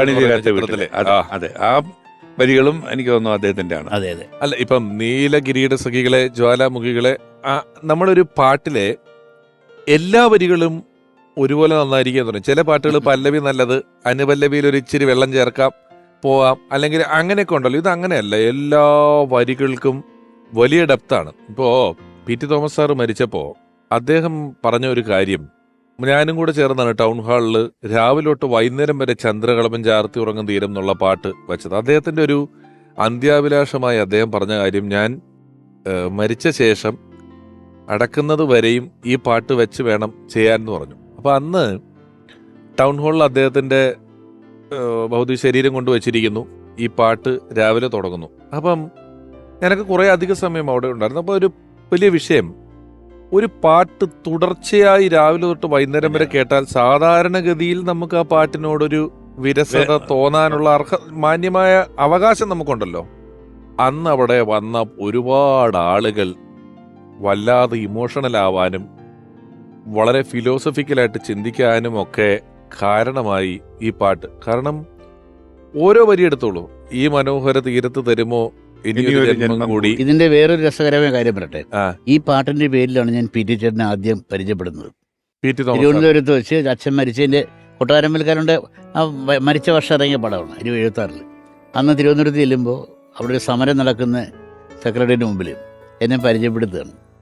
ഇതാണ് വയലാറിന്റെ മകൻ. ഉടനെ ശരത്ചന്ദ്ര നീയാണല്ലേ വയലാറിന്റെ ചന്ദ്രകളഭം ആ എന്നായിരുന്നു ആദ്യത്തെ. ഓ അപ്പൊ എപ്പോഴെങ്കിലും എനിക്ക് വേണ്ടി നിനക്ക് പാട്ട് തരാൻ പറ്റുമോ? ഞാൻ എനിക്ക് അന്ന് നാണമൊക്കെ ആയിരുന്നു. പക്ഷെ ഞാനന്ന് ആഗ്രഹിച്ചിരുന്നത് ഈ ദിവസം വന്ന് ആ ശരീരം കൊണ്ടുപോകുന്ന കൂട്ടത്തിൽ ആ. എനിക്ക് വന്നിരുന്ന് പാടണം. അയ്യോ, ഞാൻ അവിടെ ഇൻസ്ട്രുമെന്റിൽ വെച്ചിട്ടുണ്ടായിരുന്നു ഈ മതിയാകും വരെ ഇവിടെ ജീവിച്ച് മരിച്ചവരുണ്ടോ, ഈ വർണ്ണ സുരഭിയാം ഭൂമിയിലല്ലാതെ കാമുഹൃദയങ്ങളുണ്ടോ, സന്ധ്യകളുണ്ടോ, ചന്ദ്രികയുണ്ടോ, ഗന്ധർവ അതെ, അതെ. ചന്ദ്രനെ കുറിച്ചും രാത്രിയെ കുറിച്ചുമുള്ള ഗംഭീര വർണ്ണനകളുള്ള ഒരുപാട് പാട്ട് അദ്ദേഹം എഴുതിയിട്ടുണ്ട്. ഇന്ദ്രനീല, കള്ളിപ്പാലകൾ പൂത്തു, ഒരുപാട് പാട്ടുണ്ട്. എന്നാൽ ഏതാണ്ട് 60കളുടെ ഇപ്പൊ പറഞ്ഞ പാട്ടതാ നിറകുടം തുളുമ്പി, നിലാവേ നിലാവേ നീയൊരു ഗോപസ്ത്രീ. ഇതെല്ലാം എഴുതിയ ആള് 60കളുടെ പകുതിക്ക് ഈ മനുഷ്യൻ ചന്ദ്രനിൽ പോയെന്നും ചന്ദ്രനിൽ അവിടെ കാര്യമായിട്ടൊന്നുമില്ല, അത് വെറും കല്ലും കട്ടയാന്നൊക്കെ പറഞ്ഞപ്പം അതിനെപ്പറ്റി പാട്ട് എഴുതിയിട്ടുണ്ട്. പറയൂ, വരി പറ. താരാപഥത്തിലെ രഥമല്ല, ചന്ദ്രബിംബം കവികൾ പുകഴ്ത്തിയ സ്വർണമയൂരമല്ല. അത് പേൾവി എന്ന് പറയുന്ന ചിത്രത്തിൽ തങ്കത്താഴിയ കുടമല്ല, ഇത് അതല്ല ഇതല്ല. കസ്തൂരിമാനില്ല കല്ലോലിനിയില്ല അല്ലെ, കാറ്റിന്റെ ചിറകടി ഒച്ചയില്ല, ഏതോ വിരഹത്തിൻ കഥയോർത്ത് നിൽക്കുന്നൊരു ഏകാന്ത മൂകതയല്ലോ, അങ്ങനെയല്ലേ? അതെ അതെ ഉണ്ട്. ഈ സയൻസിന്റെ കഞ്ചുകമണിഞ്ഞ് മനുഷ്യൻ ഈ ലോകത്തെ യാത്രയാകാൻ കീഴ്പ്പെടുത്തു എന്നൊക്കെ കവിതയില് ഉണ്ടായിരുന്നു. പിന്നെ കവിതയിൽ എഴുതിയിട്ടുണ്ട്. എനിക്ക് മരണമില്ല എന്ന് പറയുന്നിടത്ത്, അതായത് ഞാൻ മനുഷ്യനാണ്, ഞാൻ മരിക്കില്ല, ഞാൻ അല്ല, അതാണ് ഉദ്ദേശം. അത് തന്നെയാ. വയലാറിന് മരണമില്ല എന്ന് പലരും പറയുന്നത് പോലെയല്ല. അതിനകത്ത് വയലാർ ഉപയോഗിച്ചെങ്കിൽ എനിക്ക് ഞാനല്ല, വയലാറല്ല, മനുഷ്യനാണ്. അതെ അതെ, മനുഷ്യത്വത്തിന് മരണം ഉണ്ടാകരുതെന്ന് മനുഷ്യൻ ഇങ്ങനെ തുടർന്നുകൊണ്ടിരിക്കും. അവൻ സയൻസ് ഉപയോഗിച്ചുകൊണ്ട് ഇതിനെ മുന്നിലേക്ക് പോകുന്നുള്ള ഒരു ദാർശനികത ഭയങ്കര കാര്യമായിട്ട് പറഞ്ഞിട്ടുള്ള ഒരാളാണ്. ചൊവ്വയിൽ പോയിട്ട് പാക്കെടുക്കും, അന്തരീക്ഷത്തിൽ നിന്ന് വെറ്റിലെടുത്ത് ചുണ്ണാമ്പൊക്കെ തേച്ച് ഞാൻ മുറുക്കിത്തുപ്പൂ എന്ന് പറയുന്നത് വിദ്യുത് ഗോളങ്ങൾ കൊണ്ട് മാനമാടുമെന്ന് അതിനകത്ത് എഴുതിയിട്ടുള്ളതാണ്. ഈ നമുക്ക് ഒരാളും കൂടെ ഒന്നിപ്പോ ഈ സമയത്ത് വയലാർ രാമവർമ്മ എന്ന അതുല്യനായ എഴുത്തുകാരനെ ഓർക്കുന്നു. പ്രിയപ്പെട്ട രചയിതാവ് Shri R K Damodaran sir. തുടങ്ങുന്ന പല്ലവിയിലെ ഒരു വാക്കുകൊണ്ട് തന്നെ ഒരു വലിയ ഭാവന അല്ലെങ്കിൽ ഒരു വികാരം ഒരു സാന്ദ്രമാക്കാൻ കഴിയുന്നതാണ്. ഇപ്പൊ ഞാൻ നോക്കൂ, സുമംഗലി നീ ഓർമ്മിക്കുമോ സ്വപ്നത്തിലെങ്കിലും ഒരു ഗാനം എന്ന് പറയും. ആദ്യത്തെ വാക്ക് വെച്ചകണ നോക്കൂ, സുമംഗലി എന്നാണ്. സുമംഗലി എന്ന് പറയുന്നത് കല്യാണം കഴിച്ചു പോയ ഒരു സ്ത്രീയാണ്. അപ്പൊ എന്റെ കാമുകി വേറൊരു പുരുഷനെ കല്യാണം കഴിച്ചു പോയപ്പോൾ ഉണ്ടായ ആ കാമുകിയുടെ ഓർമ്മയിൽ പറയുന്ന എന്തൊക്കെ വേണമെങ്കിൽ എഴുതി വെച്ച് തുടങ്ങാം. പക്ഷെ ആദ്യത്തിൽ തന്നെ പറയുന്ന സുമംഗലി നീ ഓർമ്മിക്കുമോ സ്വപ്നത്തിലെങ്കിലും ഈ ഗാനം എന്ന് പറയുന്നത് ഞാനാണ്. അപ്പൊ എന്നെ വിട്ടുപോയാലുള്ള ആ സുമംഗലി എന്ന് പറയുന്ന ഒരു വാക്കിലൂടെ തന്നെ, പല്ലവി തുടങ്ങുന്ന വാക്കിലൂടെ തന്നെ ആ പ്രപഞ്ചത്തെ, ആ വിരഹത്തെ, ആ വിപ്രലംബത്തെയൊക്കെ അദ്ദേഹത്തിന് ആവിഷ്കരിക്കാൻ കഴിയുന്നു. പിന്നെ രാഗത്തില് ഇവിടെ കാറ്റിന് സുഗന്ധം എന്ന് പറയുന്നൊരു പാട്ടുണ്ട്. ഇവിടെ കാറ്റിന് സുഗന്ധം, ഇതിലേ പോയത് വസന്തം. എങ്ങനെ വേണമെങ്കിൽ ഒരു അന്ധയായ സ്ത്രീ പാടുന്നതാണ്. അപ്പൊ ഇവിടെ വസന്തം വന്നു എന്ന് പറയണമെങ്കിൽ, പൂവിടർന്നത് കാണണമെങ്കിൽ കണ്ണ് കാഴ്ച വേണം. അപ്പൊ കാണാത്ത ഒരു അന്ധയുടെ എക്സ്പ്രഷൻ എങ്ങനെ കൊണ്ടിരുന്നു ചോദിച്ചാൽ, അദ്ദേഹം എഴുതി വെച്ചിരിക്കുന്ന പല്ലവി തുടങ്ങുന്നതിന് ഇവിടെ കാറ്റിന് സുഗന്ധം എന്നാണ്. സുഗന്ധം എന്ന് പറയുന്നത് കണ്ണുകൊണ്ടല്ല കാണുന്നത്, അത് മൂക്കുകൊണ്ട് വാസനിക്കുകയാണ്. അപ്പോ ഇവിടെ വസന്തം വന്നു എന്നുള്ള പൂക്കൾ വിടർന്ന ഒരു സൗന്ദര്യം ഞാൻ കണ്ടല്ല വരുന്നത്. ഈ അന്ധയായ യുവതി ഇവിടുത്തെ പൂവിന്റെ ഗന്ധം ആസ്വദിച്ചുകൊണ്ട് പറയാണ്. അപ്പൊ ആദ്യത്തെ വരിയിൽ ഇവിടെ കാറ്റിന് സുഗന്ധം, ആ വാക്ക് ഉപയോഗിച്ചപ്പോൾ തന്നെ ഇവിടെ അന്ധയാണെന്ന് മനസ്സിലാവുകയാണ് നമുക്ക്. അങ്ങനെയുള്ള കൈയടക്കമുള്ള വലിയൊരു കവിയാണ്. നമ്മളിപ്പം വരികളെ കുറിച്ചാണ് പറഞ്ഞുകൊണ്ടിരിക്കുന്നത്. അതുകൊണ്ട് ഒരാളെ കൂടെ ഇങ്ങോട്ടേക്ക് ഒന്ന് ക്ഷണിക്കേണ്ട സമയമാണ്. ഒരുപാട് മനോഹരമായ പാട്ടുകൾ, ചലച്ചിത്ര ഗാനങ്ങൾ, ലളിതഗാനങ്ങൾ, ഭക്തിഗാനങ്ങൾ ഇവയെല്ലാം നമുക്ക് സമ്മാനിച്ചിട്ടുള്ള ഒരു എഴുത്തുകാരനാണ്. അദ്ദേഹത്തിന്റെ പേര് സംഗീത പ്രേമികളെങ്ങനെ കേട്ടിട്ടുണ്ടാവും. കുറച്ചുകൂടെ അറിയുന്നവർക്ക് മാത്രം അദ്ദേഹത്തിന്റെ മുഖം അറിയും. ഒരുപക്ഷെ വളരെ ചുരുക്കം ടെലിവിഷൻ ഷോകളിൽ മാത്രം മുഖം കാണിച്ചിട്ടുള്ള ഒരാളാണ്. സ്നേഹപൂർവ്വം സ്വാഗതം ചെയ്യുന്നു ഗാനരചയിതാവ് ചിറ്റൂർ ഗോപി.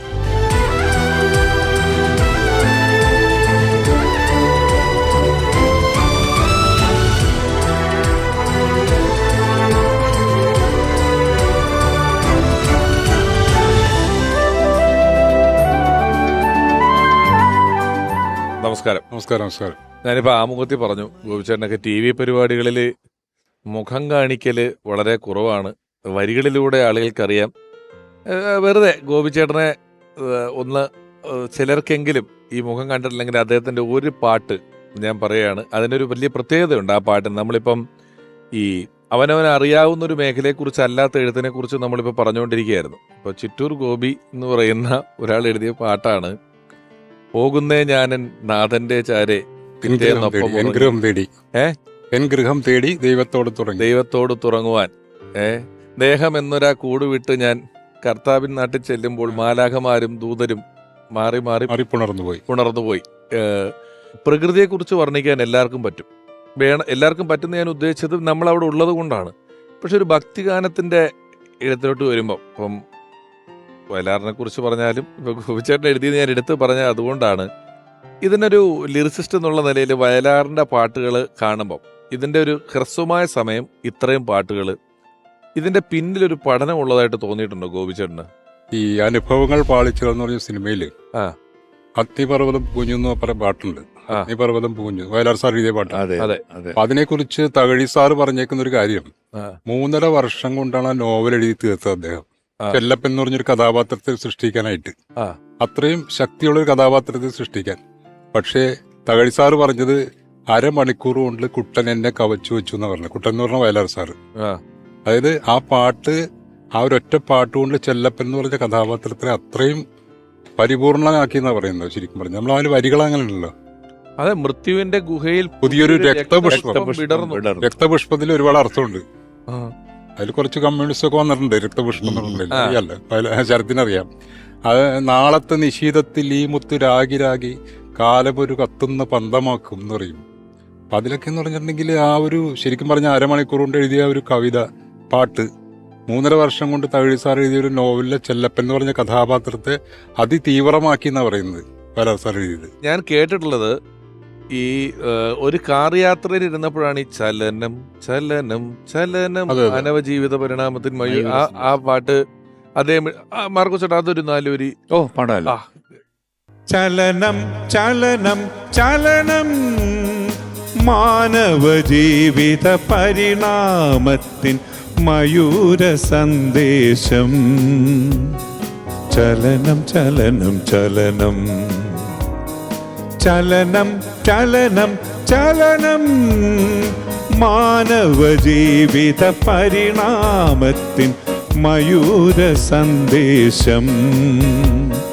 ചലനം ചലനം ചലനം വേദങ്ങൾ എഴുതിയ മുനിമാർ പാടി വാഴ്വേ മായം.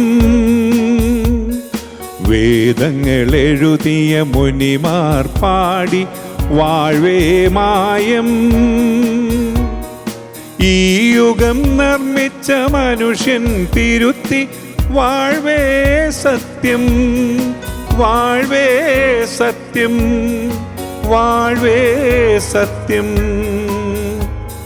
ചലനം ചലനം ചലനം ചലനം ചലനം ചലനം മാനവ ജീവിത പരിണാമത്തിൻ മയൂര സന്ദേശം. ചലനം ചലനം ചലനം. ചില പാട്ടുകാര്, ചില മ്യൂസിക് ഡയറക്ടേഴ്സ്, ചില ലിറിസിസ്റ്റുകൾ, ഇവരെക്കുറിച്ച് ഈ സിനിമ ഉണ്ടാക്കുന്ന ആളുകൾ പറയും അത് അടിപൊളി പാട്ടാണ്, അത് ഇവൻ എഴുതട്ടെ, ഇത് മെലഡിയാണ്, ഇത് ഇവൻ എഴുതട്ടെ, അത് ഇന്നതാണ്, ഇവൻ പാടട്ടെ. ഇത് പക്ഷെ ഇവിടെ എല്ലാ സൈസും എടുക്കും. എല്ലാ ഇപ്പൊ ഇതിന്റെ ഈ പാട്ട് വാഴ്വേ മായം ഇത് തിരുത്തി എഴുതി എന്നൊക്കെ പറയുന്നിടത്ത് ഇതിന്റെ ഒരു പുരോഗമന ചിന്തയുണ്ടല്ലോ. മറ്റുള്ളവരുടെ പേര് റഫറൊക്കെ ഇപ്പം കണ്ണുനീർ തുള്ളിയെ സ്ത്രീയോട് ഉപമിച്ച കാവ്യഭാവനെ അഭിനന്ദനം എന്ന് പറയുന്ന പാട്ടിന്റെ വരികളൊക്കെ ശ്രദ്ധിച്ചാല് എന്ത് രസമായിട്ടാണ്. വിൽപ്പനച്ചരക്കായിരുന്നു, അതുകൊണ്ടാണത്. ഞാനിപ്പോ നമ്മുടെ ഒരു സദസ്സ് കുറച്ചുകൂടെ ഗംഭീരമാക്കാൻ വേണ്ടിയിട്ട് ഒരാളെയും കൂടെ വിളിക്കുകയാണ്. അദ്ദേഹത്തിന്റെ ഒരു പ്രത്യേകത എന്ന് പറയുന്നത് 10,000-ലധികം പാട്ടുകൾ കാണാതറിയാം. അതായത് മനപ്പാടമാണ്, ഹൃദ്യസ്ഥമാണ് 10,000-ലധികം പാട്ടുകൾ. ഈ 10,000-ഓളം പാട്ടുകളുടെയും സിനിമ ഏത്, അഭിനയിച്ചതാര്, റിലീസായ വർഷം, പാടിയതാര്, ഇതും കാണാതെ പറയും. ഇത് അദ്ദേഹം ഒരു ഷോ ആയിട്ട് വേദികളിൽ അവതരിപ്പിക്കുന്നതാണ്. പണ്ട് ഈ ഷോ അവതരിപ്പിക്കുമ്പം ആളുകൾക്ക് ചോദിക്കണമെങ്കിൽ ഉത്തരം അവനവൻ അറിയണമല്ലോ.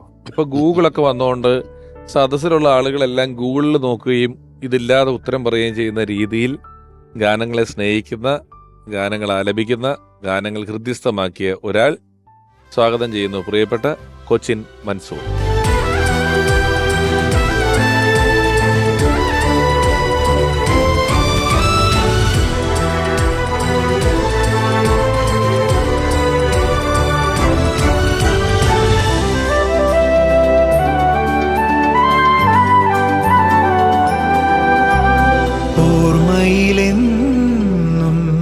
മൻസൂർക്ക, ഈ ഞാൻ മാർക്കോസ് സാറിനോട് ചോദിച്ചു, വയലാറിന്റെ പാട്ടില്ലാതെ ഒരു പരിപാടി അത് സാധ്യമല്ല, ഒരേ സ്ഥലത്ത് 3 കൊല്ലം പല പല പാട്ടുകളായിട്ട് നടത്തി എന്നൊക്കെ പറഞ്ഞു. എത്രമാത്രം സ്വാധീനമുണ്ട് മൻസൂർക്കയുടെ പരിപാടികളിൽ? അത് എനിക്ക് പറഞ്ഞത് എൻ്റെ ജീവിതം എന്ന് പറയുന്നത് വയലാർ അച്ഛനാണ്. എൻ്റെ ചേട്ടനാണത്. കാരണം അച്ഛൻ്റെ പാട്ടില്ലാതെ ഒരു ദിവസം പോലും കടന്നു. ഇപ്പം ഇന്നലെ എനിക്ക് കിട്ടി മറ്റൊരു റെക്കോർഡ്, ഒരേ വേദിയിൽ 13 വർഷം എറണാകുളത്ത്. അപ്പോൾ ഇന്നലെ ആ പ്രോഗ്രാം കഴിഞ്ഞുള്ളൂ. അതിൽ 3/4 ഭാഗവും വയലാറച്ഛൻ്റെ പാട്ടാണ്. അപ്പോൾ ഓരോ ദിവസവും അച്ഛൻ്റെ പാട്ടില്ലാതില്ല. ഇപ്പോൾ 2016 എൻ്റെ 11ാമത്തെ റെക്കോർഡ് എന്ന് പറഞ്ഞു കഴിഞ്ഞാൽ വയലാറച്ഛൻ്റെ 101 പാട്ടുകൾ 10 മണിക്കൂർ ബൈഹാർട്ട് പാടിയത്. ഒറ്റ സെന്റൻസിൽ പറഞ്ഞാല് ഇത് വയലാറിനെ പാടി നേടിയ ആള്, ഞാൻ വയലാറിനെ കേട്ട് നേടിയ. അപ്പം മാത്രമല്ല, ഏറ്റവും വലിയ മഹാഭാഗ്യം എന്ന് പറഞ്ഞാൽ 2015 10 വർഷം മുമ്പ് അച്ഛൻ്റെ മണ്ഡപത്തിൽ വെച്ച് എൻ്റെ അമ്മയും ചേട്ടനും ചേച്ചിയെല്ലാം എന്നാണ് എണീച്ചതാണ് വയലാറെന്ന് എഴുതിയ ഈ മോതിരം. ഇതിൽ എഴുതിയേക്കണ വയലാറെന്നാണ്. ഇതാണ് എനിക്ക് കിട്ടിയ ഏറ്റവും വലിയ ഭാഗ്യം. അപ്പൊ ഇത് കണ്ടാൽ നമ്മുടെ പ്രിയപ്പെട്ട അർജുനൻ മാസ്റ്റർ എന്നെ പിറ്റേ ദിവസം വിളിച്ചിട്ട് പറഞ്ഞത്, ഇത് നിനക്ക് കിട്ടിയ ഓസ്കാർ അവാർഡാണ്. അത്രയും വലിയൊരു കവിയുടെ വീട്ടില് മകനായിട്ട് എടുക്കുകയും എന്നെ അവിടെ മനോരമയാക്കി.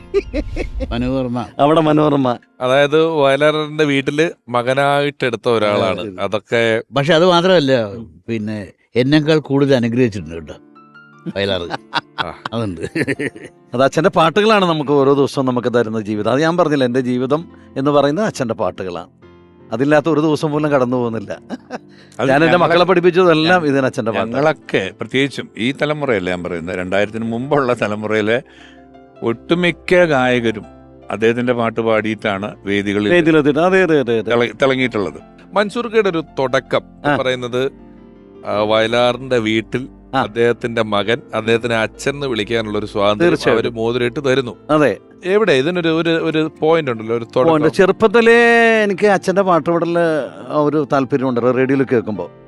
അങ്ങനെ 10ാമത്തെ വയസ്സിൽ ചുവന്ന സന്ധ്യകൾ എന്ന ചിത്രത്തിൽ അച്ഛൻ എഴുതിയ പാട്ട് ദേവരാജ മാസ്റ്റർ സംഗീതം ചെയ്ത് ദാസിയേട്ടൻ പാടി, പഴയകാല നടനായ മോഹൻ എന്ന നടൻ പാടി അഭിനയിച്ചൊരു ഗാനം ഉണ്ടായിരുന്നു. അപ്പം ആ ഗാനമാണ് ആദ്യമായിട്ട് ഞാൻ സ്റ്റേജിൽ കേട്ടത്. അത് ദാസിയേട്ടൻ്റെ കാളിന്തി കാളിന്തി കണ്ണന്റെ പ്രിയ സഖി കാളിന്തി രാസവിലാസവതി രാഗിണി രാധയ പോലെ നി ഭാഗ്യവതി കാളിന്തി കാളിന്തി. ഈ ഒരു പാട്ടായിരുന്നു. ഇതാണ് ആദ്യമായിട്ട് വേദി. പക്ഷെ ആ പടത്തിൽ തന്നെ അതിനേക്കാൾ വ്യത്യസ്തമായ മറ്റൊരു പാട്ട് ശ്രീകാന്ത് എന്ന പ്രിയപ്പെട്ട ഗായകന്റെ ആദ്യത്തെ പാട്ട്. അത് മലയാളത്തിൻ്റെ ഇതിഹാസങ്ങൾ ജനിക്കും മുൻപേ ഈശ്വരൻ ജനിക്കും മുൻപേ പ്രകൃതിയും കാലവും ഒരുമിച്ചു പാടി പ്രേമം ദിവ്യമാമുരനുഭൂതി. എന്തൊരു, അതായത് ഇതിഹാസങ്ങളൊക്കെ ജനിക്കും മുമ്പേ എന്നും പറഞ്ഞിട്ടാണ് എഴുതിയത്. ഒരു പ്രണയഗാനങ്ങൾ എന്നുള്ള ഫോൾഡർ തുറന്നാൽ 2 പ്രണയഗാനങ്ങൾ ഇഷ്ടപ്പെട്ടത് ആദ്യം പറയൂ. തീർച്ചയായിട്ടും സുകുമാര കലകൾ, സ്വർണ്ണ കലകൾ. ഭഗവതി വിഗ്രഹമേ, നിന്റെ പുറങ്കാൽ മൂടും മുടിയിൽ ചൂടുവാൻ ഒരു കുല മുന്തിരിപ്പൂക്കൾ, ചിറകുള്ള മുന്തിരിപ്പൂക്കൾ. ആരും എഴുതിയിട്ടില്ല അങ്ങനെ ഒരു ഭാവന. എത്ര മനോഹരമാണിത്. മന്ത്രത്തിൽ കുതിർത്തൊരാൾ അണിയിച്ചതോ നിന്റെ ഗന്ധർവൻ കൊണ്ടുവന്ന് തൊടുവിച്ചതോ മനസ്സിൽ കണ്ടത് മെത്തയിൽ വീഴ്ത്തും ഈ മൃഗമത തിലകങ്ങൾ. മൃഗബന്ധം തൊട്ടാൽ നമ്മൾ വിചാരിച്ച കാര്യം സാധിക്കുന്നുള്ളൊരു കസ്തൂരിയാണ് കസ്തൂരിയാണ്. ആ ഒരു അങ്ങനെ ഒരു ചിന്ത നമുക്ക് ഒരു സാധാരണ എഴുത്തുകാരൻ ഒരിക്കലും ചിന്തിക്കാത്തൊരു പാട്ടാണത്. ഇനി ഒരു പ്രണയത്തില് നമ്മൾ ഇന്നലെ കാണാത്തൊരു സംഭവം വയലാർ അച്ഛൻ എഴുതിയേക്കണത് നമ്മൾ കാണുന്നില്ല, പ്രണയം. അപ്പൊ അതില് ശീലായുഗത്തിൽ ചിലകൾക്കെല്ലാം ചിറകുമുളച്ചിരുന്നു, ചിലങ്ക കെട്ടിയ സ്വപ്നങ്ങൾക്കും ചിറകുമുളച്ചിരുന്നു. ശീലായുഗത്തിൽ എന്താ സംഭവം? ഇനി സന്ധ്യമയങ്ങും ഓ, നേരം, സൂപ്പർ. ഗ്രാമചന്ത ചന്തപിരിയുന്നവര്. നമ്മൾ മനസ്സിലിങ്ങനെ ആ ദൃശ്യം കാണാം.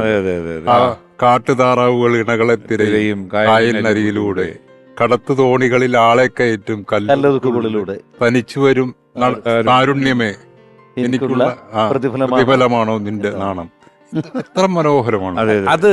ഈ നമുക്ക് ഫൺ പോലെ അഭിനയിച്ചിട്ടുള്ള പാട്ടുകൾ എടുത്താൽ ഇപ്പം തങ്കഭസ്മ കുറിയിട്ട തമ്പുരാട്ടി തുമ്പൂക്കളത്തിൽ തിരുവോണത്തിന് തുമ്പി തുള്ളാണ്ടിരുന്നപ്പോൾ വിളക്ക് കെടുത്ത് നീ ആദ്യമായി വിഷുക്കൈ നീട്ടങ്ങൾ ഓർമ്മയില്ലേ, പ്രണയത്തിന് വിഷുക്കൈ, അങ്ങനെ എഴുതുക എന്ന് പറയുന്നത്. അങ്ങനെ എത്ര ഇപ്പൊ നമ്മുടെ ജയചന്ദ്രൻ ചേട്ടൻ ഒരു വ്യത്യസ്തമായ പാട്ട് പാടിയിട്ടുണ്ട്. പട്ടൻ സാധന്റെ കൂടെ ഒരു പ്രണയം എന്ന് വേണമെങ്കിൽ പറയാം. പട്ടൻ സാധനാണ് അത് പാടി അഭിനയിച്ചത്. ശരിക്കും പറഞ്ഞ ഒരു തമാശയായിട്ടാണ് വലിയ പ്രണയം. ചേട്ടൻ എന്തുട്ടാണി പ്രേമമെന്ന് നിനക്കറിയില്ലേ എന്റെ രാധേ പ്രാണനാഥേ, നിന്റെ മന്ദഹാസം കീലുങ്ങുന്ന വൃന്ദാവനത്തിൽ വന്ന് മഞ്ഞുകൊള്ളും എന്നരികിൽ നീ വരില്ലേ. ഈ രണ്ട് പാട്ട് പറയും. സൂര്യകാന്ത കൽപ്പടവിൽ അത് പ്രണയത്തിന്റെ ഏറ്റവും സുന്ദരമായ മുഹൂർത്ത. ആര്യപുത്രന്റെ പൂമടിയിൽ നിന്റെ സ്വപ്നങ്ങളെ നീ കിടത്തി ഉറക്കൂ. അപ്പൊ അങ്ങനെ കിടക്കുകയാണ് ഈ ആര്യപുത്രന്റെ മടിയില്. ശൃംഗാര കാവ്യ കടാക്ഷങ്ങൾ കൊണ്ട് നീ ശ്രീമംഗലയായി. അവന്റെ നോട്ടം കൊണ്ട് തന്നെ അവള് ശ്രീമംഗല. പൂക്കളുടെ മണമേറ്റ് പുരുഷന്റെ ചൂടേറ്റ് പൂണാര മണിയാറായി. അങ്ങനെ കിടക്കുകയാണ്. അപ്പോഴാണ് വിളക്ക് തെളിഞ്ഞിരിക്കുന്നു. കാറ്റേ കടലേ കയ്യെത്തുമെങ്കിൽ ആ കൽവിളക്കിന് തിരുവനന്തപുരത്ത് എനിക്ക് ഇവിടുന്ന് എഴുന്നേക്കാൻ മേല എന്ന് പറയുന്നൊരു സുഖം. സംഗമം അതെല്ലാവരും ത്രിവേണി സംഗമം എന്ന് പറഞ്ഞാൽ പെട്ടെന്ന് ആലോചിക്കുന്ന 3 നദികളുടെ കാര്യമാണ് അല്ലേ? അതെ, നമ്മൾ കേട്ടിട്ടുള്ളത്. അതല്ല, ഇത് നീയും ഞാനും നമ്മുടെ പ്രേമം. ആ 3 ത്രിവേണി അതാണ് ത്രിവേണിയിലെ 3 പേര്. അപ്പൊ ആ ഒരു കൺസെപ്റ്റ് എന്നൊക്കെ പറയുമ്പോഴത്തേക്ക് 3 പേരും കൂടെ വന്നു കഴിഞ്ഞാൽ മറ്റെല്ലാം പോയി, പ്രണയവും അവരും മാത്രമേ ഉള്ളൂ. അതെ, ഇവിടെ ഓരോ മാംസപുഷ്പവും ഇണയിൽ ഭൂമിയെ ഗംഭീര മഞ്ജു ഭാഷിണി വീണയിൽ വഴങ്ങി. ഇതിനകത്തൊരു വിരഹം നിറഞ്ഞൊരു സങ്കടമുണ്ട്. അതായത് വിരഹ ഭരിതത്തിന്റെ സ്വപ്നസഞ്ചാരി നീ നിന്റെ മനോരഥം സ്വർഗത്തിലെ ഒരു കഥകളി കാണുക. ഉത്സവ പന്തലിൽ ഇന്നലെ കഥകളി രുക്മിണി സ്വയംവരമായിരുന്നു. യഥാർത്ഥ കല്യാണം കൃഷ്ണന്റെ ഭാര്യ. അപ്പോൾ നന്ദകുമാരൻ്റെ വേഷം കണ്ടിട്ട് നിൻമിഴി എന്തിയെ നനഞ്ഞുപോയി. പിന്നെ അപ്പോൾ വൃന്ദാവനത്തിലെ രാധയെ ഞാൻ അന്നേരം ഓർമ്മിച്ചിരുന്നു പോയി. ഒരു കാര്യമില്ലാത്ത സ്ഥലത്ത് കൊണ്ട് രാധയെ കൊണ്ട് വെച്ചിരിക്കും. ഇവർക്ക് രണ്ടുപേർക്കും സങ്കടമുണ്ടേ. രുക്മിണിയുടെ സങ്കടം എന്ന് വെച്ചാൽ ഞാൻ കൃഷ്ണന്റെ ഭാര്യയായിട്ട് പോലും അങ്ങേരുടെ പേര് പറയുമ്പോൾ എന്നെ ചേർക്കുകയില്ല. രാധയുടെ സങ്കടം എന്താ? എന്റെ പേര് എല്ലായിടത്തും ചേർക്കുള്ളൂ, പക്ഷെ എനിക്ക് കൃഷ്ണന്റെ ഭാര്യയാകാനും പറ്റിയിട്ടില്ല എന്ന് പറയുന്ന ഒരു ദുരന്തം ഉണ്ടല്ലോ. അപ്പൊ അതിനകത്ത് രണ്ടും ഉണ്ടെന്ന് പറയാ. പ്രണയത്തിന്റെ സുഖമുണ്ട്, ഒപ്പം ആ വിരഹത്തിന്റെ ഒരു വിരഹത്തിന്റെ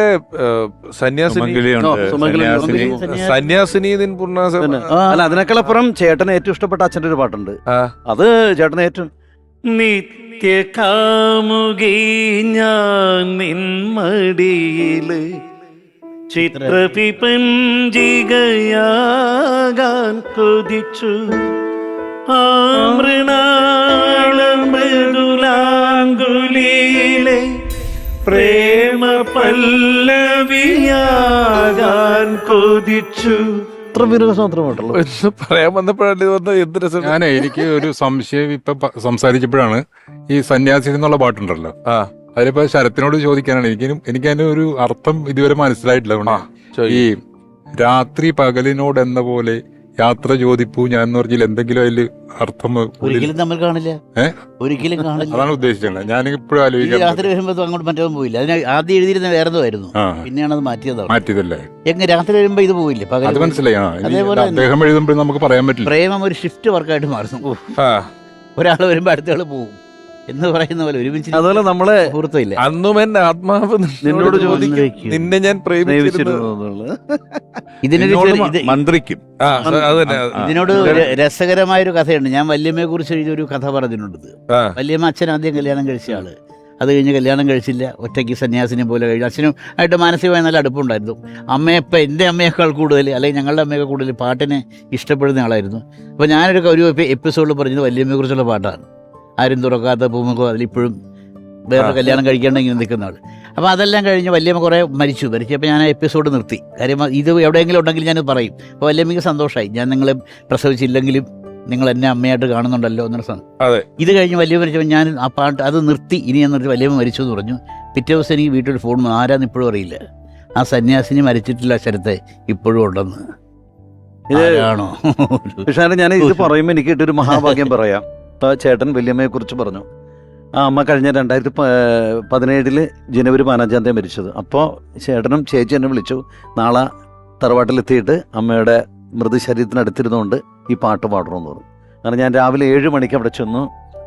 വല്യമ്മേനെ കിടത്തിയിട്ടിരിക്കുന്നു. ഇവിടെ തൊട്ടടുത്ത് ചേട്ടനും അമ്മയൊക്കെ ഇരിക്കുന്നു. അവിടെ തലയുടെ ഭാഗത്ത് ചമ്പ്രം പഠിച്ചിരിക്കാൻ ചേട്ടൻ പറഞ്ഞു. ഈ പാട്ട് അമ്മയ്ക്ക് വേണ്ടി പാടാൻ പറഞ്ഞു. ഈ വല്യമ്മയെക്കുറിച്ചും അമ്മയെക്കുറിച്ചും പറയുന്ന ഈ സാഹചര്യത്തിൽ നമുക്ക് അമ്മയുടെ ഒരു ഓർമ്മ കൂടി ഈ അവസരത്തിലൊന്ന് കാണാം.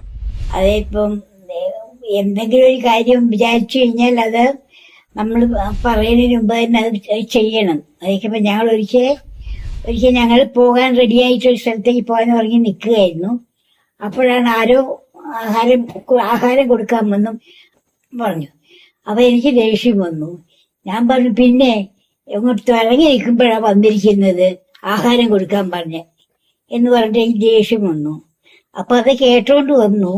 അത് വന്നിട്ട് പറഞ്ഞു, എന്താ ആരാന്ന് ചോദിച്ചപ്പോൾ ഞാൻ പറഞ്ഞു, ഇപ്പൊ ചോറ് ആഹാരം കൊടുക്കണം എന്നൊക്കെ പോകാൻ. അവന് ആഹാരം കൊടുത്തിട്ട് പോയാൽ മതി, അവിടെ നിന്നൊക്കാൻ പറഞ്ഞു.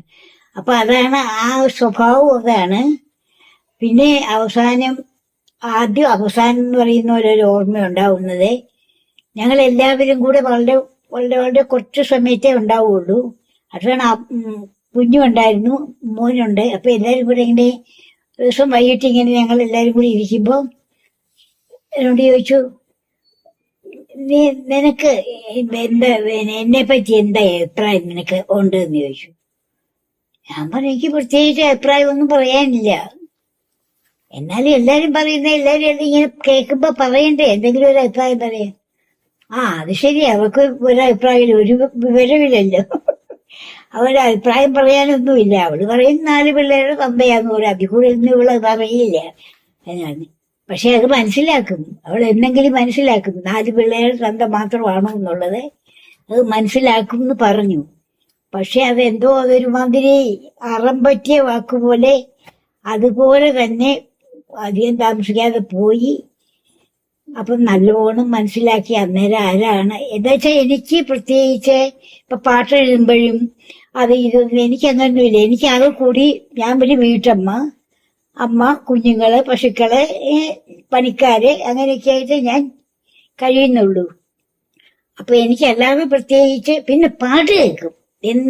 അതാണ് അതെപ്പോഴും പാട്ട് കേൾക്കാൻ. റേഡിയോ അത് ഞാൻ എപ്പോഴും വെച്ചുകൊണ്ടേയിരിക്കും. അതിങ്ങനെ പാട്ട് കേൾക്കുക. പക്ഷെ ആ പാട്ടിനെ പറ്റി എന്താണെന്നൊന്നും എന്നോട് ചോദിച്ചാൽ പറയുന്നേനെ. പക്ഷെ എനിക്ക് ആ പാട്ട് കേൾക്കുന്ന ഒരു താല്പര്യമാണ്. അപ്പൊ അങ്ങനെയുള്ള ഓരോ കാര്യങ്ങൾ ഇങ്ങനെ ചില സമയത്ത് ഓർമ്മകൾ ഓരോ കാര്യങ്ങൾ വരികയാണ്. ഓർമ്മ എന്ന് വെച്ച് കഴിഞ്ഞാൽ ഈ ആൾക്കാരുടെ മാനസിക ബുദ്ധിമുട്ടൊന്നും കാണാൻ ഇഷ്ടമുള്ള ഒരാളല്ല. കുട്ടികൾ വിശക്കുന്നു എന്ന് പറഞ്ഞു കഴിഞ്ഞാൽ അതിപ്പോ എന്തായാലും നമ്മുടെ അടുത്തൊരു ഒരു വീട്ടിലുള്ളൊരു കൊച്ചുകുട്ടികൾ ഉച്ചയ്ക്ക് കരയുന്നു. എന്താന്ന് ചോദിച്ചപ്പോ പറഞ്ഞു, റേഷൻ മേടിക്കാൻ പോയിട്ടേ ഉള്ളൂ കുട്ടപ്പ എന്നാ വിളിക്കുന്നത്. കുട്ടപ്പ, കുഞ്ഞുങ്ങൾക്ക് വിശക്കുന്നു, ചോറൊന്നും ആയിട്ടില്ല ഒന്നുകൊണ്ട്. പക്ഷെ അന്നേ പറഞ്ഞു, എന്നോട് പറഞ്ഞു അടുക്കളയിലേക്ക് എല്ലാം എടുത്ത് അവിടെ കൊടുക്കാൻ പറഞ്ഞു. ഞാൻ എല്ലാ ചോറും എല്ലാ കൂട്ടാനും ഒക്കെ എടുത്തു വെച്ചു. നമുക്ക് വെക്കാൻ ആളുണ്ട്, ജോലിക്കാരുണ്ടല്ലോ, ഒരു വെച്ചോളൂ. അങ്ങനെ അതുപോലെ ആരുടെയും വിഷമം കാണാൻ പറ്റില്ല. അങ്ങനെയൊക്കെയുള്ള ഒരു സ്വഭാവമുള്ള ഒരു മനുഷ്യനായിരുന്നു. അമ്മ ഇപ്പൊ പറഞ്ഞൊരു പ്രധാനപ്പെട്ട കാര്യം പറഞ്ഞു, ഇവള് മണ്ടിയാണ്, അതൊക്കൊന്നും എന്നെ അറിയില്ല എന്ന് പറഞ്ഞില്ലേ. അമ്മ ഇപ്പോഴും മണ്ടിയാ. കാര്യം അച്ഛൻ്റെയും എൻ്റെയും പാട്ട് റേഡിയോ കേൾക്കുമ്പോൾ എൻ്റെ പാട്ട് കൂടുതൽ ശ്രദ്ധിക്കും, വയലാറിനെ ശ്രദ്ധിക്കില്ല. മണ്ടിയല്ലേ. ഏതാണ് മാർക്കോസ് ഏട്ടാ? നേരത്തെ ചോദിച്ച പോലെ നമുക്ക് നിറകൂടം തുളുമ്പി വേണമെങ്കിൽ പാടാം, കുഴപ്പമില്ല. നല്ലൊരു നിന്റെ തിരുമുഖം തിളങ്ങി. നമ്മള് കവിതയെക്കുറിച്ച്, സിനിമാ പാട്ടുകളെയൊക്കെ കുറിച്ച് പറയുമ്പോൾ തന്നെ ഈ സിനിമയ്ക്കൊപ്പം നാടകഗാനങ്ങളിലുണ്ട്, എത്രയോ നാടകഗാനങ്ങളുണ്ട് അല്ലേ? ഇപ്പം എനിക്ക് തോന്നുന്നു പാർട്ടിയുടെ ഏതോ പരിപാടിക്ക് വേണ്ടി എഴുതിയതാണ് ബലികുടീരങ്ങളെ. അല്ല അല്ല അല്ല അത് അതിന് വേണ്ടി. അത് ശരിക്കും ശിപ്പായി ലഹള ഇന്ത്യൻ ആദ്യത്തെ സ്വാതന്ത്ര്യദിനം സ്വാതന്ത്ര്യത്തിൽ 1857, അതിന്റെ 100ാം വാർഷികം 1957 തിരുവനന്തപുരത്ത് വെച്ച് അവിടെ ഒരു പാളയത്തൊരു ഭടന്മാരുടെ ഇതുണ്ട്, സാക്ഷി മണ്ഡപം. അവിടെ അത് രക്ഷാക്ഷി ഉണ്ട്. അവിടെ അന്നത്തെ പ്രസിഡന്റ് വരുന്നു. അപ്പൊ അദ്ദേഹത്തിന് വേണ്ടി അന്ന് അതിനുവേണ്ടി കുറിച്ചതാണ്. അതിനകത്ത് ഈ ഇതൊന്നുമില്ല, ചുവപ്പിന്റെ ഇതൊന്നുമില്ല. പാർട്ടി പരിപാടി എന്ന് ഉദ്ദേശിച്ച ഒരു പൊളിറ്റിക്കൽ പരിപാടി എന്നുള്ള രീതിയിൽ ഇതിന്റെ 100ാം വാർഷികത്തിന് വേണ്ടി, ഇതിന്റെ 100ാം വാർഷികത്തിനാണ് ഇത് എടുത്തിട്ട് അല്ലേ? അതുകൊണ്ടാണ് അതില് ഹിമഗിരി മുടികൾ കൊടികൾ ഉയർത്തി, കടലുകൾ പടകമുയർത്തി, യുഗങ്ങൾ നീന്തി നടക്കും ഗംഗയിൽ വിരിഞ്ഞു താമരമുകുളങ്ങൾ. ഇതൊക്കെ ഇപ്പം പിന്നീട് രാഷ്ട്രീയവൽക്കരിക്കുന്നുണ്ട്. താമരമുകുളങ്ങൾ വിരിഞ്ഞെന്ന് പറഞ്ഞിട്ടേ, നിങ്ങൾ നിന്ന സമരാങ്കണ ഭൂവിൽ നിന്നണിഞ്ഞ കവചങ്ങളുമായി ചുണ്ടിൽ മലനാട്ടിലെ വണ്ടി. ഇത് അനുപല്ലവിയിലെന്ന്. ചുണ്ടിൽ ഗാഥങ്ങൾ, കരങ്ങൾ, ചെണ്ടുകൾ, പുതിയ പൗരനുയർന്നു. സ്വാതന്ത്ര്യത്തിന്റെ ഒരു പുതിയ പൗരൻ. അതുപോലെ അശ്വമേധം എന്ന് പറഞ്ഞ നാടകത്തിലെ തലയ്ക്ക് മീതെ ശൂന്യാകാശം, താഴെ മരുഭൂമി, പാമ്പുകൾക്ക് മാളമുണ്ട്, പറവുകൾക്ക് ആകാശമുണ്ട്. നല്ലൊരു പാട്ടാണ്. പറന്നല്ലേ LPR വർമ്മ. ഒരു കാര്യം പറയാനുണ്ട്. ഞാനും ചേട്ടനിക്കും, ഞങ്ങളുടെ പ്രിയപ്പെട്ട സിന്ധു, ഞങ്ങളുടെ ഇളയ സഹോദരി സിന്ധു 2021 മരിച്ചപ്പോൾ ഞാൻ അവിടെ തറവാട്ട് ചെല്ലുമ്പോഴെല്ലാം അച്ഛൻ്റെ ഒരു പ്രത്യേക പാട്ട്, അതായത് വയലാറച്ഛൻ മനുഷ്യൻ്റെ അഹങ്കാരത്തെക്കുറിച്ച് എഴുതി വെച്ചൊരു പാട്ട്, ബ്രഹ്മചാരി എന്ന ചിത്രത്തിൽ സ്വാമി സംഗീതം ചെയ്ത് ദാസേട്ടൻ പാടി, നമ്മുടെ നിത്യഹരിത നായകൻ പ്രേം നസീർ സാർ അതിമനോഹരമായിട്ട് പാടി വിനിയോഗിച്ചെടുക്കുക. ശരിക്കും മനുഷ്യൻ്റെ അഹങ്കാരത്തെക്കുറിച്ച് ഇത് ഞങ്ങളുടെ പ്രിയപ്പെട്ട സഹോദരി സിന്ധു എപ്പോഴും എന്നെ കൊണ്ട് പാടി വരുന്നു. ദാസേട്ടൻ ഞാൻ ഞാൻ ഞാൻ എന്ന ഭാവങ്ങളെ പ്രാകൃതയുഗമുഖ ഛായകളെ തീരത്തു മത്സരിച്ചു മരിക്കുമീ തിരകളും നിങ്ങളും ഒരുപോലെ. എന്ത് രസമാണ് അത്. രണ്ടാം ഭാഗം അച്ഛൻ വർണ്ണിച്ചേക്കണ സൂര്യനെയാണ്, സൂര്യന് ചന്ദ്രൻ. ആകാശഗോപുരത്തിൻ മുകളിലുദിച്ചോരാദിത്യബിംബമേതാ കടലിൽ മുങ്ങി, ആയിരമുറുമികളൂരി വീശി, അമ്പരപ്പടവിനു മതിലു കെട്ടി, പകൽവാണ പെരുമാളിൻ രാജ്യഭാരം വെറും 15 നാഴിക മാത്രം. അത്രേ ഉള്ളൂ സൂര്യന് വരെ. പിന്നെ നമ്മളതിനെ പകല് വാണ രാജാവാണ്, വാണ പെരുമാളിന്റെ രാജ്യഭാരം 15 നാഴിക, 60 നാഴികയാണ് ഒരു ദിവസം. അതിൽ 30 നാഴിക പകല്, 30 നാഴിക രാത്രി. അതിൽ 15 ഉച്ചവരെ ഉള്ളൂ ഉയർച്ച. 15 പകലിന്റെ പകുതി മാത്രമേ ഉള്ളൂ.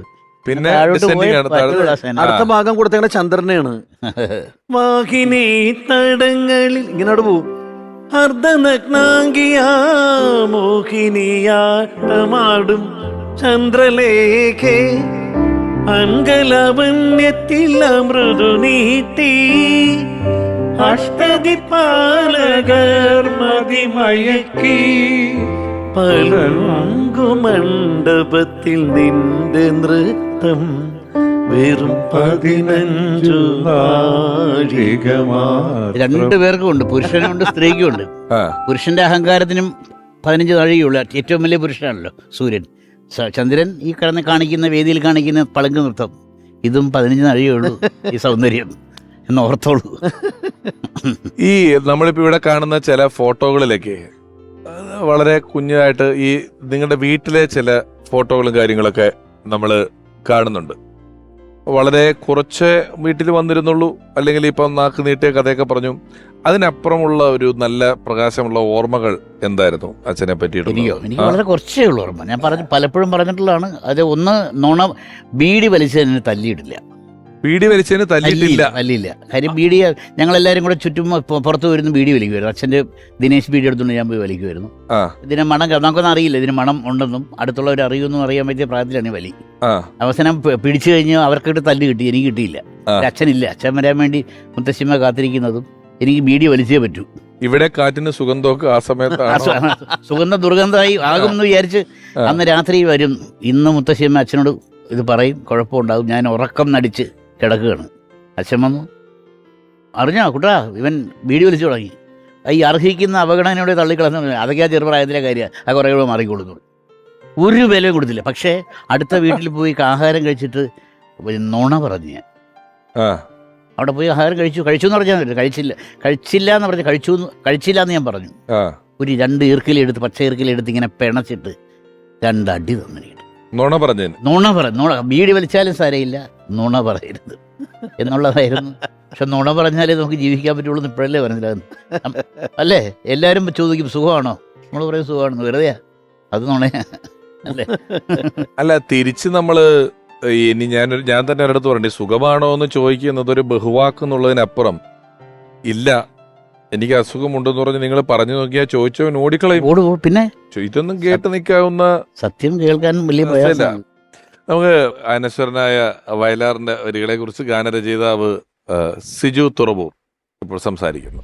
നമ്മൾ മലയാളികൾക്ക് വയലാറിനെ കുറിച്ച് ഒരു പരിചയപ്പെടുത്തലിന്റെ ആവശ്യമില്ല.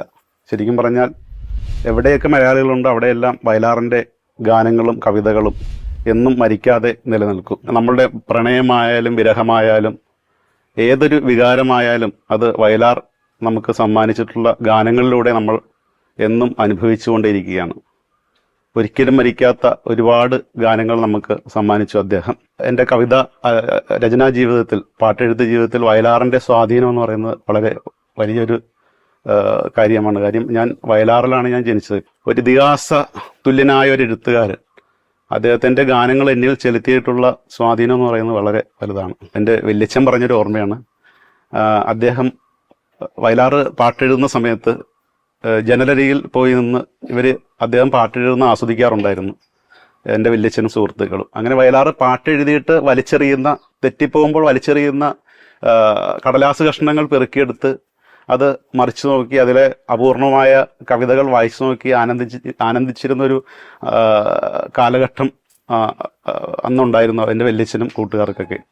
അപ്പോൾ അവരെ തന്നെ വിശേഷിപ്പിച്ചിരുന്ന വയലാറിൻ്റെ അക്ഷരം പെറുക്കികളെന്നായിരുന്നു.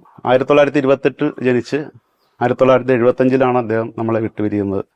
വളരെ ഹ്രസ്വമായൊരു ജീവിത കാലയളവിൽ അദ്ദേഹം മലയാളികൾക്ക് സമ്മാനിച്ചിട്ടുള്ള ഒരുപാട് ഗാനങ്ങളും കവിതകളും അത് എന്നും മരണമില്ലാതെ നിലനിൽക്കും. അദ്ദേഹത്തിൻ്റെ കവിത എനിക്ക് മരണമില്ല എന്ന കവിത പോലെ തന്നെയാണ് അദ്ദേഹത്തിൻ്റെ ജീവിതവും. ഒരു കാലത്തും മലയാളികൾക്ക് അദ്ദേഹത്തെ മറക്കാനാവില്ല. അദ്ദേഹമാണ് സിജു തുറവൂർ എന്ന് പറയുന്ന ഈ വരികൾ എഴുതുന്ന ലിറിസിസ്റ്റാണ്.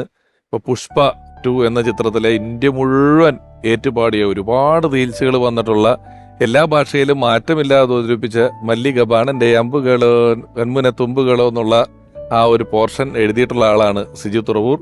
നമ്മളിപ്പം പാട്ടുകൾ തരംതിരിച്ച് പറഞ്ഞതിനകത്ത് സിനിമാ ഗാനങ്ങളുടെ എല്ലാ മേഖലകളും പറഞ്ഞു.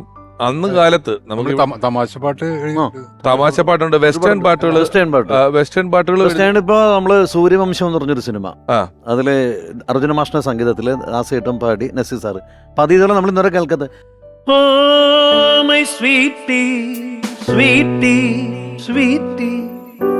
പ്രപഞ്ചത്തിനും യൗവനം നൽകും പ്രണയ നഗരമാം പാരീസ്, അവിടെ പൂത്തൊരു നിശാഗന്ധിനി അടിമഞ്ഞ നിന്നടിമഞ്ഞ. Oh my sweety. അല്ല, ഭക്തിഗാനം അത് തന്നെയല്ലേ?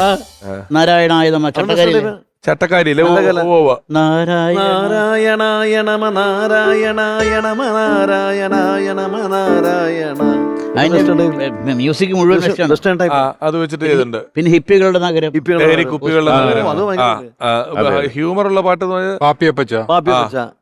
പിന്നെ ദാസേട്ടൻ സംഗീതം ചെയ്ത പാട്ട് ഈ വീടത്തെ ചേച്ചിക്ക് ഇന്നലെ മുതലൊരു ജലദോഷം. വിസ്കി കുടിക്കാൻ വെള്ളിക്കിണ്ടി, കൊട്ടാരം വിൽക്കാൻ മരുന്നോ നല്ല മരുന്ന്, ഒലക്ക ചുറ്റും ആര് നീക്കി അരക്കരഞ്ഞ്, ഇരുമ്പ് ചുട്ട് തുരുമ്പ് നീക്കി അരക്കരഞ്ഞ്, എടുത്തുണക്കി പൊടിച്ചു വെച്ച് ചൂരൽ. പ്രേമമാണ് അസുഖം. മൂകരം കഴിച്ചാൽ നിന്റെ ഉരുണ്ടുകയറ്റമൊക്കെ മറന്നു.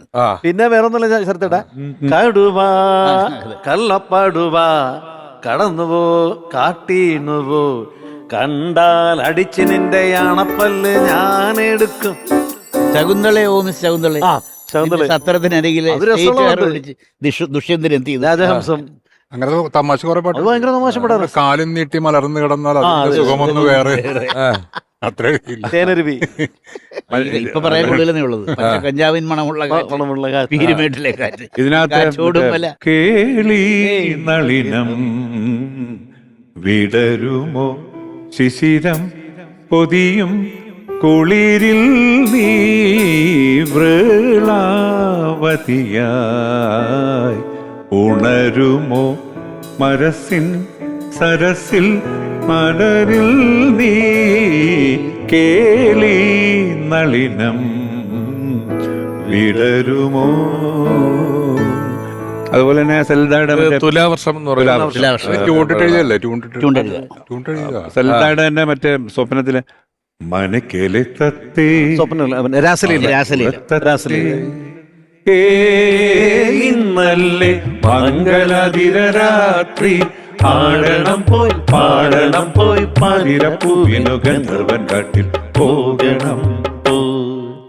ഈ സലീൽദായെ പറ്റി പറയുമ്പോ നമ്മള് ചെമ്മീൻ ഇത്രയും നേരം നമ്മൾ മറ്റെല്ലാം പറഞ്ഞു പോയിട്ടില്ല. അതിനകത്ത് മാനസമൈനെ വരൂ, കടലിനക്കരെ പോണവരെ, പെണ്ണാളെ പാട്ടുകള് എത്രയാണ്. അതിൽ വേറൊരു കാര്യം ശ്രദ്ധിച്ചിട്ടുള്ളത് എന്താന്ന് വെച്ച് കഴിഞ്ഞാല് ഈ നമ്മുടെ ഈ സിനിമയിലെ കഥാപാത്രങ്ങൾ എവിടെയാണോ അതിനോട് ചേരുന്ന വാക്കും കാര്യങ്ങളൊക്കെ ഇപ്പൊ ചെമ്മീനിലൊക്കെ ഒരു മത്സ്യത്തൊഴിലാളികളുമായിട്ട് ബന്ധപ്പെട്ട ഒരുപാട് ടേംസ് അതിനകത്ത് ഉപയോഗിച്ചിട്ടുണ്ട് അല്ലേ? ചാകര, കടപ്പുറത്തിന്റെ ഒരു കടപ്പുറത്തിന്റെ ഭാഷ. അതും അത് മാത്രവുമല്ല, അതിന്റെ ഈ നമ്മുടെ എന്താ പറയുന്ന ചാകര തിരപ്പുറത്തിന് മത്സരമായി ഓടിവാ എല്ലാ പാട്ടുകളും അത് വേറെ ഭാഷയിൽ നിന്ന് വരുന്ന. അതേപോലെ തന്നെ മറ്റേ നിലയിലെ പാട്ട് അതിന്റെ ഒരു പടം ഇവിടെ കാണിച്ചിരുന്നു. അല്ല, ഇപ്പൊ മന്നാടെ എന്ന് പറഞ്ഞ പാട്ടുകാരൻ ഇവിടെ വന്നപ്പോൾ ഉള്ള പോലെ തന്നെ ലതാ മങ്കേഷ്കർ പാടിയ ഒറ്റ പാട്ട് കദളി. അതിന്റെ ഒരു കമ്പോസിംഗ് സമയത്തുള്ള ഒരു ഫോട്ടോ ഞാൻ കണ്ടു. ഞാനാ നിൽക്കുന്ന കുഞ്ഞ്. അയ്യോ, കാര്യം അതിനുവേണ്ടി എന്റെ ദൗത്യം എന്തായാലും അറിയോ, അവിടുത്തെ നാടൻ സംഗീതം റെക്കോർഡ് ചെയ്യുക. സലീൽദാനെ ഏൽപ്പിച്ചിരുന്ന പണി ഒരു ടേപ്പ് റെക്കോർഡ് തന്നെ വിടും. ആ പ്രദേശത്തെ സംഗീതം എന്താണ്, ശബ്ദങ്ങൾ എന്താണ്. അപ്പൊ അങ്ങനെ ഞാൻ നടന്നു പോയി. ആ കൂട്ടത്തിൽ എനിക്കുള്ള എന്റെ ജോലി അതായിരുന്നു. ശമ്പളം തന്നില്ലെന്നേ ഉള്ളൂ, എന്നാലും ജോലി ചെയ്തു. അവിടെ നമ്മൾ ആദ്യമായിട്ടാണ് കാണുന്നത് ഈ മരമണി എന്ന് പറയുന്ന മണിയുണ്ട് വയനാട്ടില്. ഓരോ പശുക്കളുടെയും കഴുത്തിൽ ഓരോ വീട്ടുകാർ ഇങ്ങനെ ഉടുക്ക് പോലത്തെ സാധനം, അത് ഇങ്ങനെ കെട്ടിയിടും. അതിന് ഓരോ ശബ്ദമാണ്. ഇവരെ മേയാൻ വിട്ടു കഴിഞ്ഞാൽ ഇത് ഈ ശബ്ദം കേട്ടാ എൻ്റെ പശു ഇതാണെന്നുള്ളത് അവർ തിരിച്ചറിയുന്നത്. അതിന്റെ പുറകേക്ക് കൂടി ഞാൻ ഈ ശബ്ദം റെക്കോർഡ് ചെയ്തിട്ടുണ്ട്. അതൊക്കെ ഇന്നത്തെ വന്നിട്ടുണ്ട് ഈ പാട്ടുകളിൽ. നമുക്ക് വീണ്ടും വയലാർ എന്ന വലിയ ഗാനരചയിതാവിന്റെ ഓർമ്മകളുമായി ആർ കെ ദാമോദരൻ മാസ്റ്റർ. ഒരു ദിവസം ഞാൻ ദേവരാജ മാഷ് പറഞ്ഞിട്ട് അമ്മു സ്വാമിനാഥൻ ഹാളില് മദ്രാസിൽ വെച്ചിട്ട് അദ്ദേഹത്തിന്റെ ഒരു അനുസ്മരണത്തിൽ പോയപ്പോ ഞാനൊരു റെക്കോർഡിങ്ങിന് ദേവരാജ മാഷിന്. അപ്പൊ മാഷ് പറഞ്ഞു, വൈകുന്നേരം നിനക്ക് എന്താ പരിപാടി, ഒന്നുമില്ലെങ്കിൽ നീ അമ്മു സ്വാമിനാഥൻ ഹാളിൽ വരിക. ചെന്നൈയിലെ ഒരു പുലമൈ പിത്തൻ എന്ന് പറയുന്ന വലിയൊരു കവിയാണ് ഉദ്ഘാടനം ചെയ്തത്. അദ്ദേഹം വന്നൊരു സംഭവം പറഞ്ഞപ്പോ ഞാൻ അത്ഭുതപ്പെട്ടു പോയി. നമ്മൾ ആരും ചിന്തിക്കാത്ത ഒരു ഗാനത്തിനെ എടുത്തിട്ട് പറയണ്, ഇന്ത്യയിൽ ഒരു മഹാകവിയും ഒരു ഗാനരചയിതാവും ഇങ്ങനൊരു പാട്ട് എഴുതിയിട്ടില്ല. ഏതാ പാട്ട്? കാളിദാസൻ മരിച്ചു, കണ്വ മാമുനി മരിച്ചു, അനസൂയ മരിച്ചു, പ്രിയംവദ മരിച്ചു, ശകുന്തള മാത്രം മരിച്ചില്ല. ഇങ്ങനെ മരിച്ചു മരിച്ചു മരിച്ചു മരിച്ചു എന്ന് എഴുതിയാൽ ഒരു സിനിമ പ്രൊഡ്യൂസറും ഈ പാട്ട് എടുക്കില്ല. കാരണം എല്ലാവർക്കും ജാതകത്തിൽ വിശ്വാസം, പൂജ റെക്കോർഡിങ്ങിൽ വിശ്വാസം. അപ്പൊ മരിച്ചു മരിച്ചു തന്നെ പ്രൊഡ്യൂസർ മരിക്കും, സിനിമ മരിച്ചു എന്നുള്ള ഒരു തത്വത്തിൽ എടുക്കില്ല. പക്ഷെ നിങ്ങളുടെ മലയാളത്തിൽ മാത്രമാണ് ഇങ്ങനെ ഒരു സംഭവം ചെയ്തത്. അത് വയലാറാണ് ചെയ്തത്. ഇത്രയും അനശ്വരനായിട്ടുള്ള ഒരു വയലാർ ഗാനരചയിതാവ്, കവി, നല്ല ഒരു മനുഷ്യ സ്നേഹിക്കയില്ല ഞാൻ ആത്മാവിനെ സ്നേഹിച്ചിടാത്തൊരു തത്വം. അപ്പൊ മനുഷ്യന്റെ മാനവീയതയെ സ്നേഹിച്ച നല്ലൊരു കമ്മ്യൂണിസ്റ്റ്, നല്ലൊരു കവി ഒക്കെയാണ് വയലാർ. ആ വയലാറിന്റെ ഇതുവരെ നികത്താൻ പറ്റാത്ത ഒരു വിടവാണ് ഇപ്പൊ നമ്മുടെ ചലച്ചിത്ര രംഗത്ത്, എന്തായാലും കാവ്യരംഗത്ത് നിന്ന് ഞാൻ കടത്തി പറയുന്നില്ല, നിങ്ങൾക്ക് വ്യത്യസ്തമായ കവിതകൾ, പക്ഷെ എന്തായാലും ചലച്ചിത്ര ഗാനങ്ങളിൽ ഇവിടെ സാധാരണക്കാരന്റെ കവിതയെ ആവിഷ്കരിക്കാൻ കഴിഞ്ഞ ഒരേ ഒരു വയലാർ മാത്രമാണ് നമുക്കുള്ളത് എന്നാണ് എനിക്ക് പറയാൻ. ഈ പറഞ്ഞ നമ്മള് അദ്ദേഹത്തിന്റെ ഈ കലാസബരിയെ കുറിച്ച് പറയുമ്പം വലിയ സൗഹൃദങ്ങളുള്ള ആളായിരുന്നു. അന്ന് കാലങ്ങളിൽ ഈ സിനിമയിലും രാഷ്ട്രീയത്തിലും സാമൂഹിക സാംസ്കാരിക മണ്ഡലങ്ങളിലും സാധാരണക്കാരായുള്ള ആളുകളുടെ ഇടയിലും വലിയ സൗഹൃദം കാത്തു സൂക്ഷിച്ചിരുന്ന ആളായിരുന്നു അല്ലേ? ഒരുപാട്. അതെ അതെ, അത് ഏറ്റവും വളരെ ലളിതമായിട്ട് പറഞ്ഞിരിക്കുന്ന ശ്രീ ഒൻവിയാണ്. ഞങ്ങൾ രണ്ടുപേരും കൂടെ ഇങ്ങനെ പ്രസംഗിക്കാൻ പോകും സമ്മേളനങ്ങളിൽ, വയലാറും ഞാനും ഉണ്ടാവും. അപ്പം ഞങ്ങൾ ഇറങ്ങിക്കഴിഞ്ഞാൽ ഉടനെ വണ്ടിയിൽ നിന്ന് ഇറങ്ങിക്കഴിഞ്ഞാൽ എന്നെ ഒന്ന് ആ സംഘാടകൻ്റെ സെക്രട്ടറി വിളിച്ചുകൊണ്ട് പോകും. പെട്ടെന്ന് നോക്കുമ്പോൾ വയലാറിനെ കാണില്ല, എവിടെ പോയി എന്നുള്ളത്. കുറച്ച് കഴിഞ്ഞ് ഞാൻ ഓഫീസിൽ ചെന്ന് ഇങ്ങനെ കാറ്റ് കൊണ്ടിരിക്കുമ്പോഴേക്കും ഒരു 10-50 പേരുമായിട്ട് ആ നാട്ടുകാരൻ എന്ന നിലയിൽ ആദ്യമായിട്ട് ചെല്ലുന്ന സ്ഥലമാണ്, ഒരു 50 പേരുമായിട്ടായിരിക്കും ഇദ്ദേഹം കയറി വരുന്നത്. അപ്പം ചെന്ന ഞൊടിയുടെ തന്നെ ആ ഒരു ബന്ധം സ്ഥാപിച്ചെടുക്കുക, നിലനിർത്തുകയും ചെയ്യും. അതാണ് ഒരു ഏറ്റവും വലിയ കാര്യം. നമുക്ക് തുടങ്ങാമെന്തും, പക്ഷേ തുടരാനാണല്ലോ പാട്. അതെ അതെ, അത് നിലനിർത്തിയതുകൊണ്ടാണ് ഇപ്പം ഞാനിപ്പോഴും ഇരിക്കുന്ന 50 കൊല്ലം കഴിഞ്ഞു. 10ാം ക്ലാസ് പഠിക്കുമ്പോഴാണല്ലോ അദ്ദേഹം നമ്മളെ വിട്ട് പിരിഞ്ഞു പോകുന്നത്.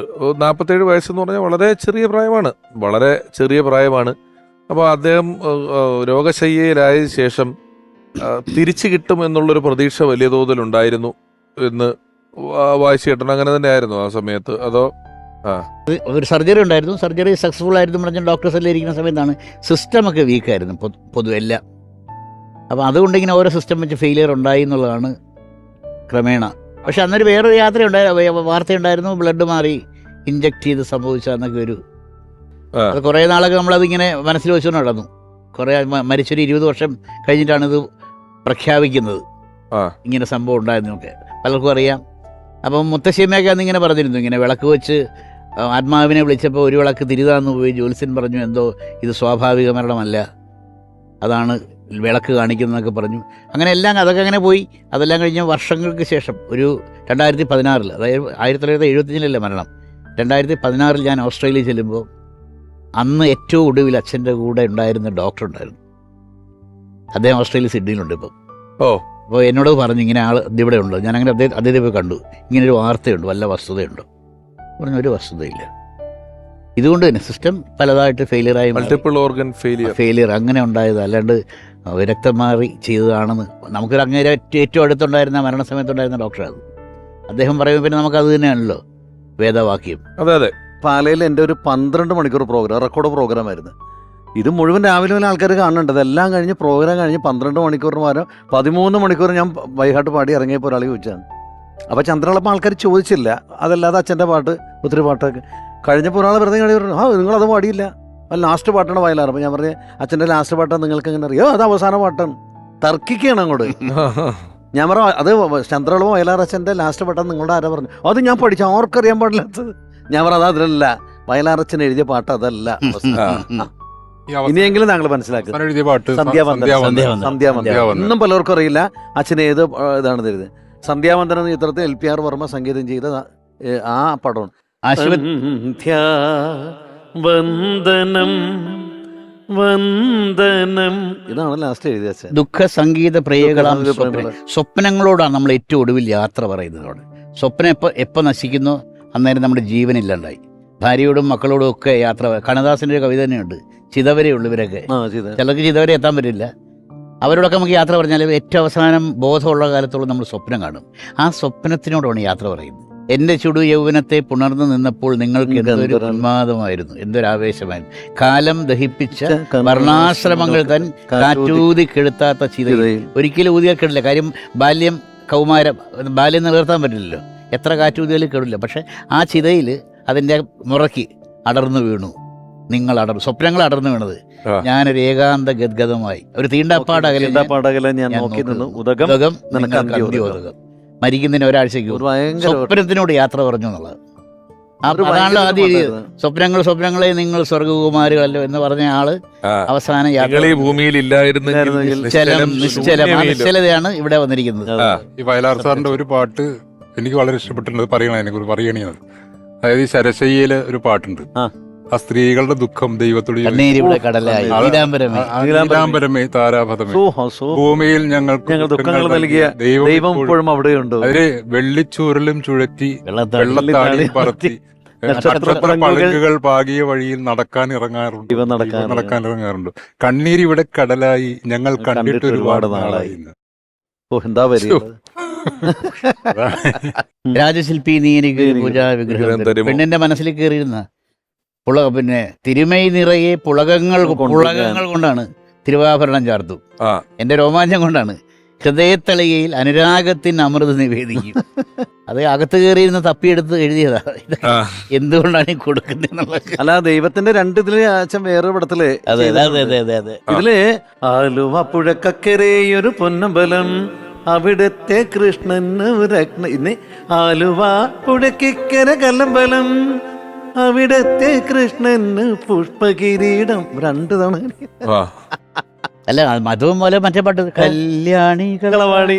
അതിനത് പെണ്ണിന്റെ എന്താണെങ്കിലും 2 വശം വീണാലും എന്റെ ആഗ്രഹം ഇതാണ്. അല്ല ഇതാണ് അമ്പലപ്പുഴ ഉണ്ണിക്കണ്ണന്. പെൺപൂവാണെങ്കിൽ ആഹാ മറ്റൊരു കാരണം പറഞ്ഞു മാലയ്ക്ക്. അത് രണ്ടാണെങ്കിലും ആഗ്രഹം ഒന്ന് തന്നെ. ഇനി അത് കിട്ടിയില്ലെങ്കിൽ ഇത് രണ്ടായാലും എനിക്ക് ഉദ്ദേശം എന്നൊക്കെ പറയുന്ന ചില വയലാർ സാറിന്റെ വീക്ഷണം, നമ്മൾ ഈ ഭാസ്കരൻ മാഷിലെയും വയലാർ സാറിന്റെ ഒരു വീക്ഷണം നമ്മൾ മനസ്സിലാക്കുമ്പോൾ ഭയങ്കര വ്യത്യാസം ഉണ്ട് തമ്മിൽ. അപ്പൊ ആകാശത്തെ കുറിച്ച് മാഷ് എഴുതിയപ്പോൾ അപാരസുന്ദര നീലാകാശം അനന്തതയും മഹാസമുദ്രം, വയലാർ സാർ എഴുതി കഴിഞ്ഞപ്പോൾ ഗഗനമേ ഗഗനമേ ഗഗനമാമേ ഏകാന്തതേ. അതിനകത്തും പ്രണയത്തിന് വലിയൊരു സ്ഥാനം കൊടുത്തിട്ടുണ്ട് കേട്ടോ ഈ പാട്ടിനകത്ത്. ആരിപ്പം നമ്മളിപ്പോൾ നാസ പറഞ്ഞുകൊണ്ടിരിക്കുന്ന ഒരു അവസ്ഥ ഓരോ ദിവസവും പറയുന്നുണ്ട്, ആസ്ട്രോയിഡ് വരുന്നു ഭൂമി ഇടിക്കാൻ. ഇതിനകത്ത് അങ്ങനെയാ. പിന്നെ ഏകാന്തതയിലെ പേരറിയാത്തൊരു മൂക നക്ഷത്രമേ പേടി, ഭൂമിക്ക് നിന്നെ കണ്ടിട്ട് പേടി. അങ്ങനെ ഈ സാധനം വരുന്നത്. എന്നാൽ അപ്പൊ ഇവരിങ്ങനെ ഒറ്റയാനാണ്. ആസ്ട്രോയിഡിന് ഓർബിറ്റ് ഒന്നും ഇല്ലല്ലോ, തോന്നിയ പോലെ നടക്കുന്നത്. കല്യാണം കഴിക്കാത്ത ചെറുപ്പക്കാരെ പോലെയും മതം പൊട്ടി ആനയെ പോലെയും നടക്കുന്ന ഒരു ഇതിനാണ്. എങ്ങനെ വേണേലും നടക്കും. അപ്പൊ അവനോട് പറയുന്നുണ്ട് ഉപദേശം, നീ വന്ന് ഇവിടെ ഒന്ന് ഇടിക്കുമല്ലോ, അതിനു മുമ്പേ സൗരയൂഥത്തിന്റെ മനസ്സപുത്രിയാം ഭൂമിദേവിയെ പോലെ തപസ്സിരിക്കും. കാലത്തിൻ കയ്യിൽ നിന്ന് ഒരു പെൺപൂവിനെ കൈനീട്ടി വാങ്ങി ശൂന്യമാം നിന്റെ ഈ ഏകാന്തതയിലെ പ്രേമമാക്കൂ. ഇവിടെ പ്രണയം നിൽക്കുകയാണെങ്കിൽ ഈ വഴക്കൊന്നും ഉണ്ടാകില്ലെന്ന് എനിക്ക് തോന്നുന്നത്. പക്ഷെ അതല്ല, ഇപ്പൊ പുതിയ പാട്ട് വന്നിരിക്കുന്നത് തെറ്റാന്നാ. പ്രണയം കുഴപ്പമെന്നാണ് ഇപ്പൊ ഏറ്റവും ഒടുവിൽ വന്നിരിക്കുന്നത്. ചക്രവാകം എന്ന് പറയുന്ന ചക്രവാകത്തിലെ എല്ലാ പാട്ടുകളും. അതിലൊരു കുട്ടിയുടെ ഒരു താരാട്ട്, പടിഞ്ഞാറൊരു പാലാടിയിലൊരു പൊൻതോണി തുടയില്ലാതോടുന്ന തോണിക്കകത്തൊരു തുള്ളാട്ടം തുള്ളണ പാവക്കുട്ടി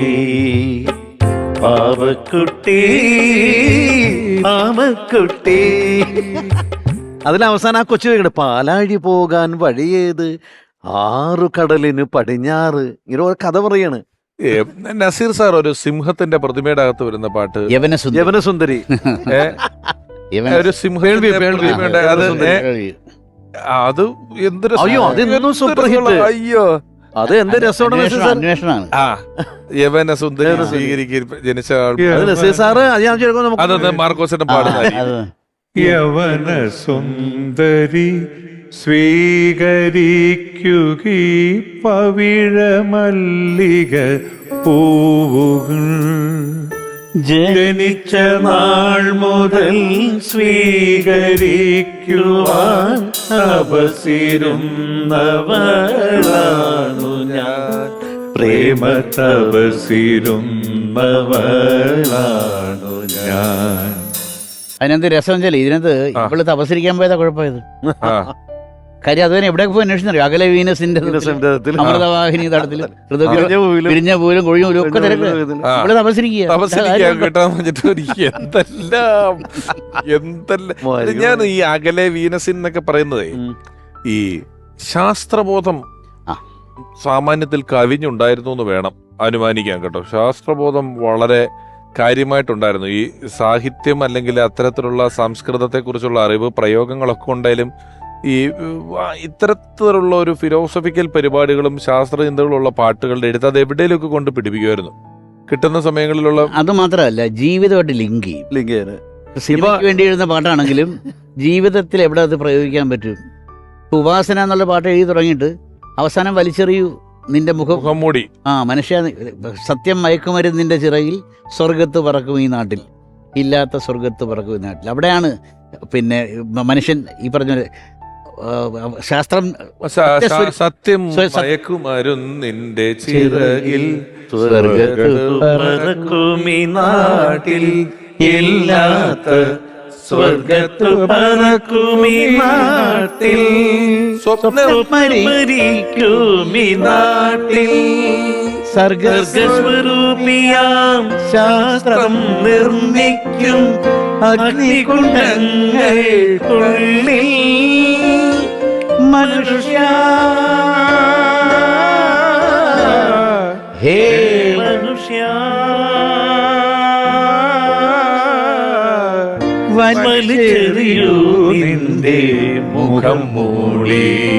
ഇപ്പോഴും പറയാനൊരു കാര്യമാണ്. അല്ലെ അച്ഛനെ ഈ ജീവിതത്തെ ഒരു പന്തയമാക്കിയിട്ടൊരു പാട്ടുണ്ട്, ജീവിതം. അതാണത് ഭൂമിദേവി പുഷ്പയിലെ ടൈറ്റിൽ സോങ്.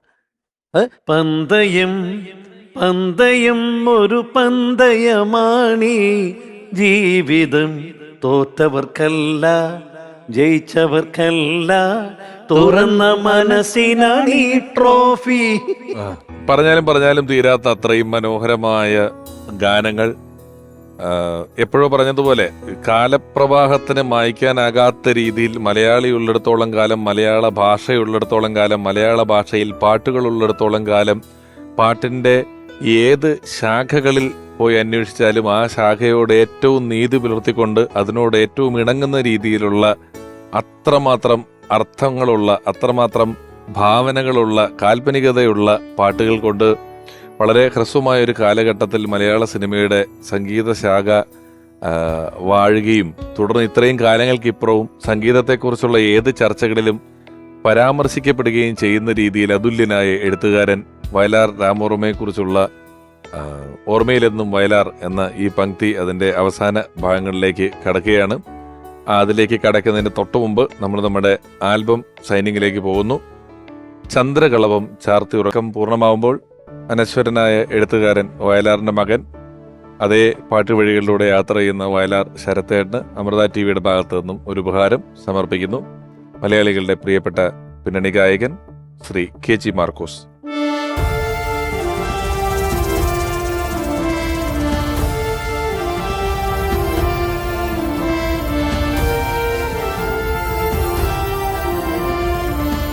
വാളല്ലൻ സമരായുധം രാഗതാള ലയമുതിർക്കുന്ന പൊൻവീണയാണെന്ന് പറഞ്ഞു വെച്ച എഴുത്തുകാരൻ ഈ മനോഹര തീരത്ത് ഇനിയൊരു ജന്മം കൂടി ഉണ്ടായിരിക്കണമേ എന്ന് നമ്മൾ ആഗ്രഹിക്കും വിധം ഉള്ള വീക്ഷണവും അത്രയും സമ്പന്നമായ കാൽപ്പനിക ലോകവും കൈമുതലായ സാഹിത്യകാരൻ വയലാർ എന്ന അതുല്യനായ എഴുത്തുകാരന്റെ ഓർമ്മയിലൂടെയുള്ള ഓർമ്മയിലെന്നും വയലാർ എന്ന ഈ ലക്കം ഇവിടെ പൂർണ്ണമാകുന്നു.